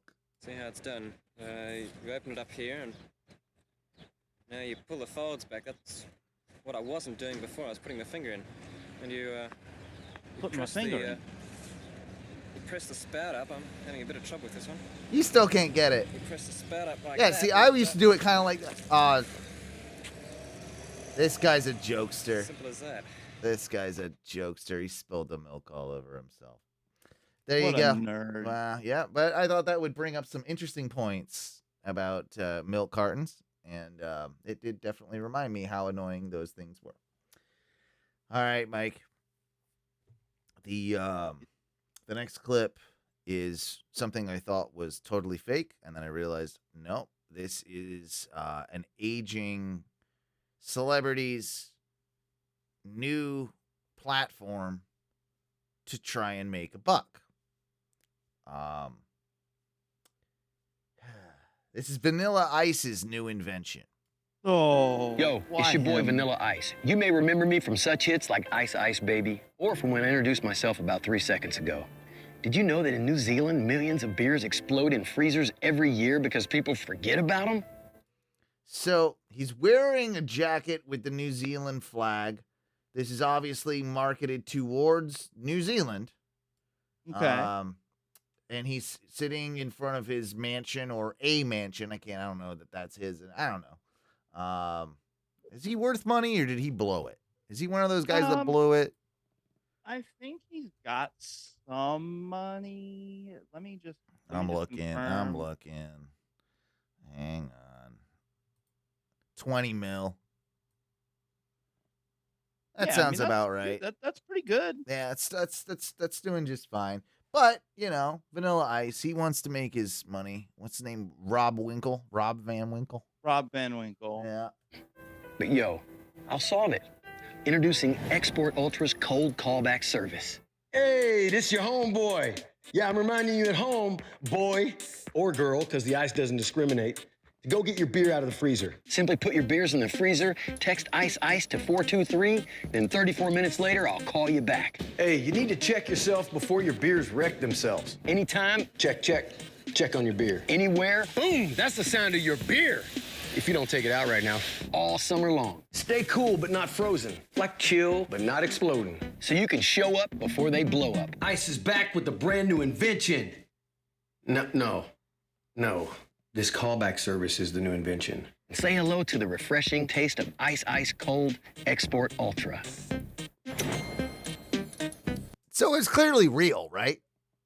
Like, I think so. That is a real thing, like, that they did as a gimmick, like, bit for a while. And I'm sure it's just a bunch of pre-recorded, things from Rob Van Winkle, right? Basically saying dumb phrases to take your beer out of the freezer or whatever it is.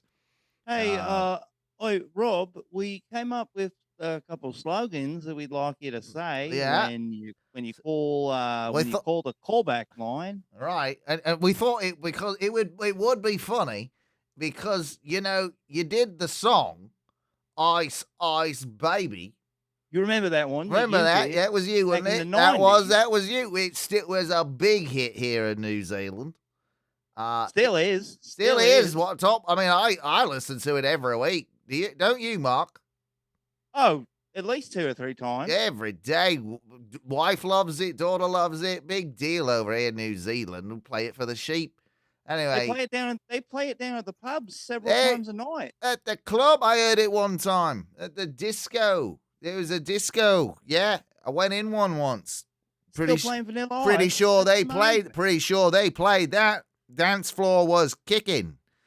Mate, anyway, so yeah, we thought because, the ice thing, we've got, we put the beers in the freezer. We'll have you call them bingo bongo.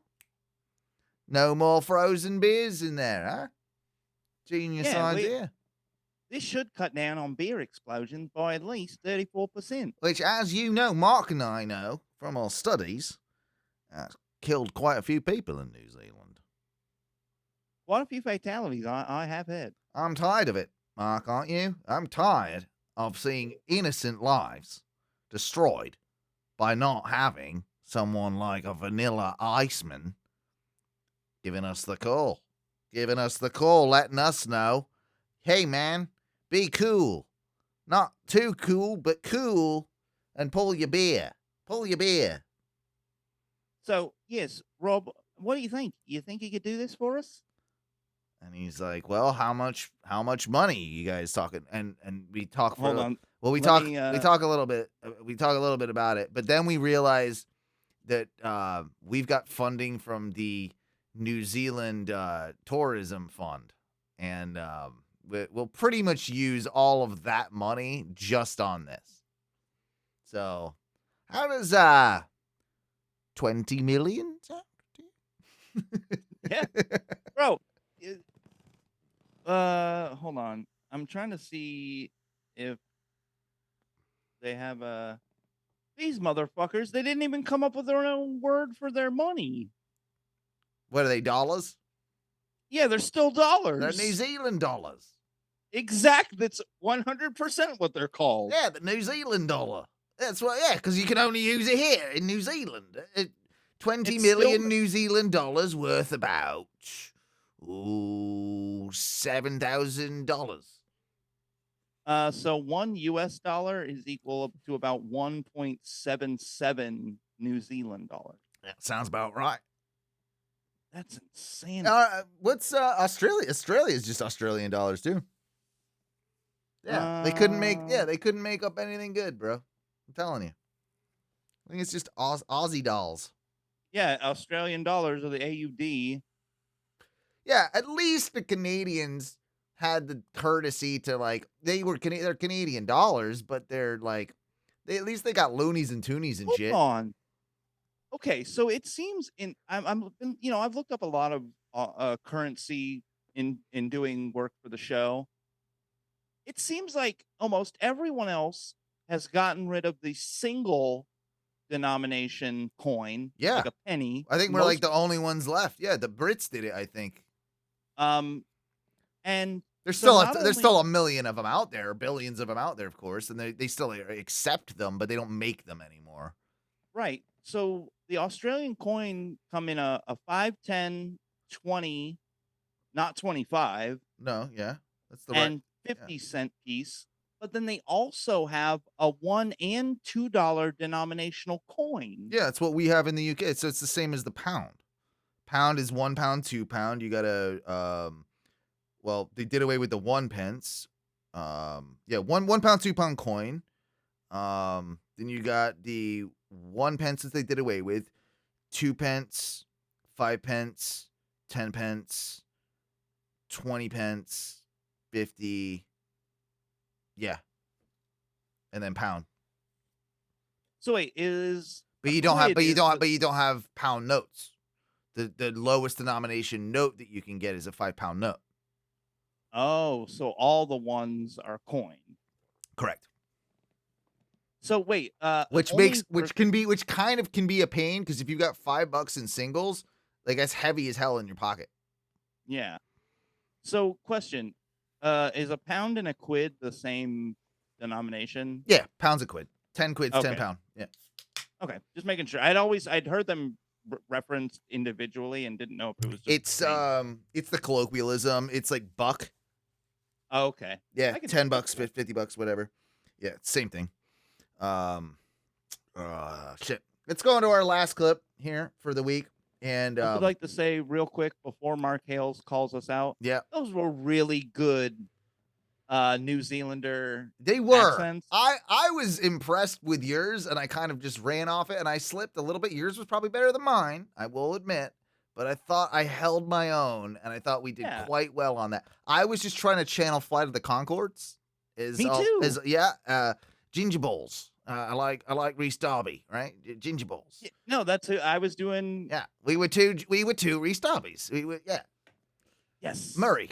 I'm glad we both went for Murray. I'm definitely not a Jermaine. Ooh, he was the hard one. Yeah, he's hard. He's just hard in general because he's slow and low and like Ty if he practiced could probably do a Jermaine. We couldn't do a Jermaine. We could do a Brett. You know, we could probably get Brett down, but he's a little mousy. You know, Murray's Murray's got the balls. He's got he's got what it takes. He's Murray's the man. Moving on. Last clip of the week. This one's near and dear to my heart because, of course, as you know, Mikey, and as the audience knows, I am a very big wrestling fan. And I'm a sucker for a really crappy but really great indie wrestling entrance when it's not one of like the big boys like WWE or AEW. And, you know, you get your smaller promotions, which I think, you know, they can obviously get away with a little more copyright infringement than the big guys can, right? So there's an indie wrestler named Stephen Flo. And I did see this. And Stephen Flo, I thought you might have. Stephen Flo has a very 90s grunge Pearl Jam-esque gimmick. Wears the flannel, got the long hair, got a real 90s throwback grunge gimmick. And Stephen Flo comes out to the song Even Flow, which is Pearl Jam, right? I believe so. Yeah. Except all the lyrics are Stephen Flo. And it makes it that much better. Here we go. Stephen Flo, Stephen Flo, Stephen Flo. It's Stephen Flo. Oh, Stephen Flo. Stephen Flo is comes out with a guitar. Not one, Mikey. Not one, but two flannels. I don't know if you caught that. I can see, he's wearing one. Yeah, he's got one around his waist and wearing one. Double flannel, hardcore 90s move. Stephen Flo, Stephen Flo. Stephen Flo, Stephen Flo. Stephen Flo away. Oh, hell no. Where Stephen go? Where did he go today? Oh, Stephen float and Stephen float away. Oh, hell yeah. Stephen is somewhere, I don't know where he is. No, Stephen float. Stephen float. Stephen float. Stephen float. Oh, Stephen float. Stephen float is on his way. I mean, the commitment, the fact that he found a band to do that or has a band to do that, and just it's perfect. It's done so well that you can't hate that, right? You can't hate that. It does almost give a little bit of he knows what he's, his name is Stephen Flo, and he loves wrestling, and he's like, I'm gonna be a wrestler. And as that gimmick kind of forms, he hears that Pearl Jam song, Even Flow. He's like, there it is. Wait a minute. I'm Stephen Flo. He made the whole intro and then was like, I could build a wrestling persona out of this. Absolutely. That's exactly what happened. I mean, or he just heard the song Even Flow and was like, maybe I can make like a gimmick out of this. Wonder where he's from. I'm trying to find where he's based out of here. There's not too much on him. I don't even really know what indie he was on that show.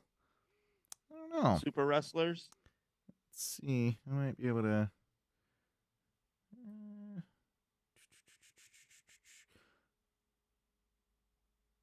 Oh, yeah. Okay. So that was Chicago. Yeah. So if that's Chicago, there's a weird chance that dude like will appear on AEW television if he's like it, because he's gotten over so virally. You know what I mean? Like it would be so funny to have him come out on a show and just do the entrance. Like you don't have to wrestle, bro. Like just do the Stephen Flo thing. Just do the Stephen Flo thing. Come in, do the Stephen Flo thing. Get the pop. Go home. Like, good job, Stephen Flo. Good job. Yeah. Anyway, that was my short, but I think quality over quantity clips. You know you want 'em, baby. You know we got 'em, baby. You know you want 'em, baby. You know we got 'em, baby. Clips. You know we got 'em, baby. Clips. I think that was a pretty decent effort for clips, Mike. I mean, I liked it. I had some stuff from all around. It was, diverse clips. It was all over the place. It came from all the wide corners of the internet. I feel like we really got a lot of stuff in there. I think so too. Do we have much else that we need to get to before we wrap things up for really, the week? I want to think that we kind of really hit almost everything. You should thank your buddy for that hat. Oh yeah. My good buddy. I will say this. I would like to tell this little story. My good buddy Eric Rodriguez. You keep going because I gotta really pee, but I'll be right back. Oh, you're good. So my good buddy Eric Rodriguez. Man, it's got to be almost 2 years now.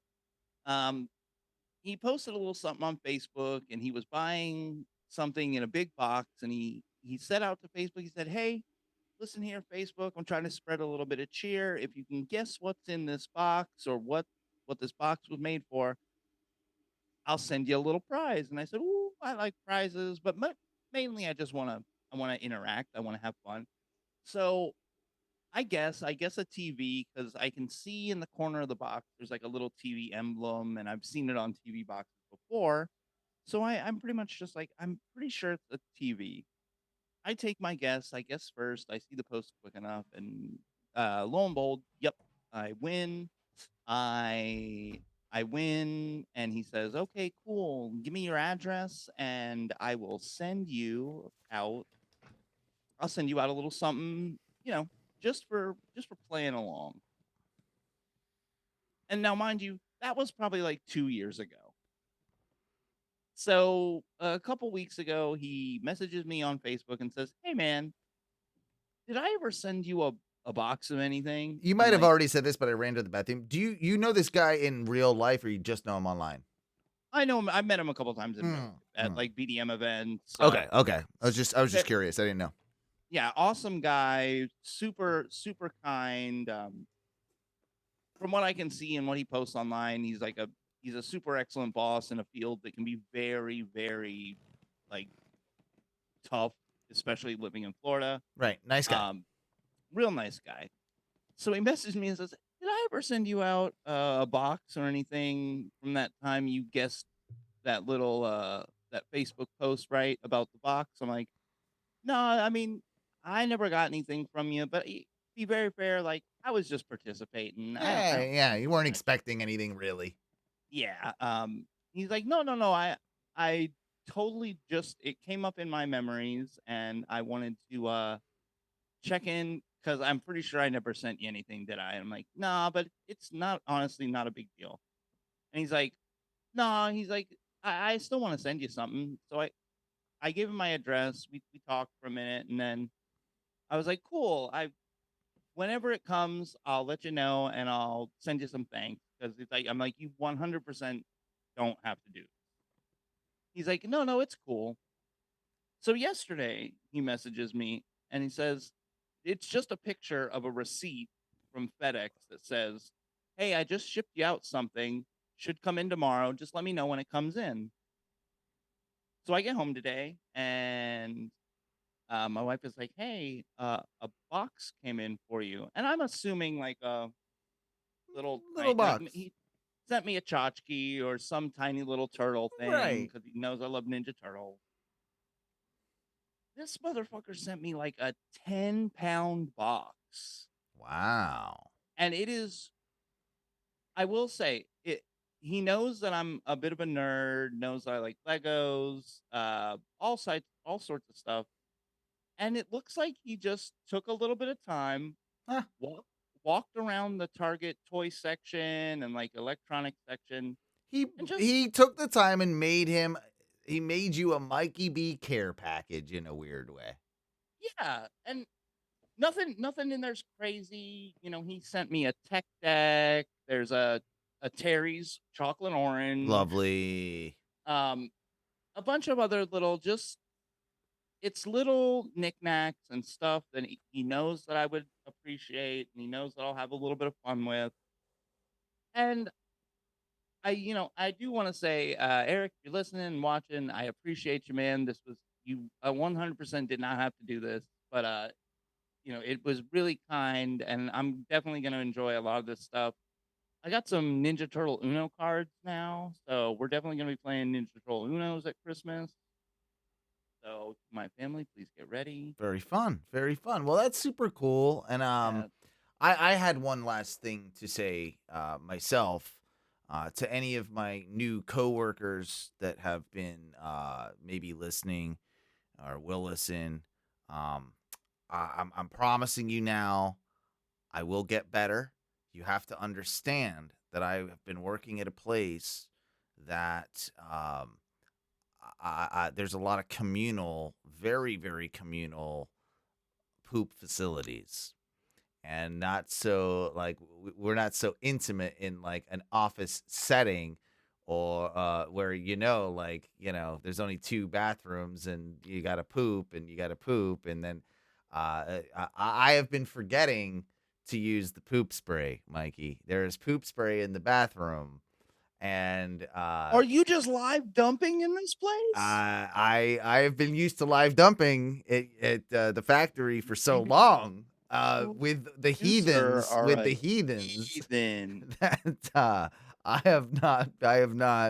I've been forgetting to do the courtesy poop spray after and they're single bathrooms, closed door. They're weird, because they're urinal and stall, but and sink, like they're all separate, but you still close the whole thing. It's still single bathroom. So so the whole thing is yours, but you're stinking it up, so you're stinking up a hole. Yeah, exactly. It's not just an isolated area there. So yeah, there's poop spray, and I have been guilty of not poop spraying. And I will tell you guys, I will do my best. I will try and correct my evil ways and do what I can to, improve, better myself as this journey of my new career goes on. I will do my best to improve on that bad habit. I will light the candle and I will spray the poop spray. Spray the poop spray, Owen. It's my New Year's resolution, Mike. You do not want to lose your job because of your inadequate poop spraying. I have caught 2 other people definitely not using the poop spray though. So I don't think I'm the only one, but I will also become, I feel like I'm going to become such a good poop sprayer that I will become the poop spray Nazi, and I will shame them who do. I want to get to the point where I will shame the person that does not do. I don't want to be the shamee. I want to be the shamer on the poop spray. Yes, the shamer on the poop spray. I appreciate that. I do remember when I worked in Sanford, there was a public bathroom which everyone could use, and then there was a employee bathroom. Yeah. And I came into work one morning. I knew that the poop was brewing ever since I left the house, and so I ran in. I was like 20 minutes early. I'm like, I got 20 minutes. There's not even anybody here. My boss isn't even. He's in the other side of the building, like a couple doors away. Yeah. I set myself down, and I unleashed just hell on earth. A hellish shit. Mm-hmm. And it stinks. And like, I'm thinking, no big deal. I don't even have to be in for another like 10 more minutes. Like, my boss won't even be in for another like 20 minutes after that. Sure. Nope. I opened the door, and my boss is literally waiting in line to do the same thing. Probably. To shit. Yeah. And I'm like, ooh, chef, you might need to give that one just a beat. He's like, nope, can't wait. Can't. And I'm like, okay. I'm sorry. Yeah, man. Yeah. So we have a facility, right, where we've got the front office and then a huge warehouse type shop, right? And I'm working in the shop, obviously, not really the office. And there are there's a women's and men's in the office section, and then a communal in the shop. The shop is sort of like the designated shit bathroom.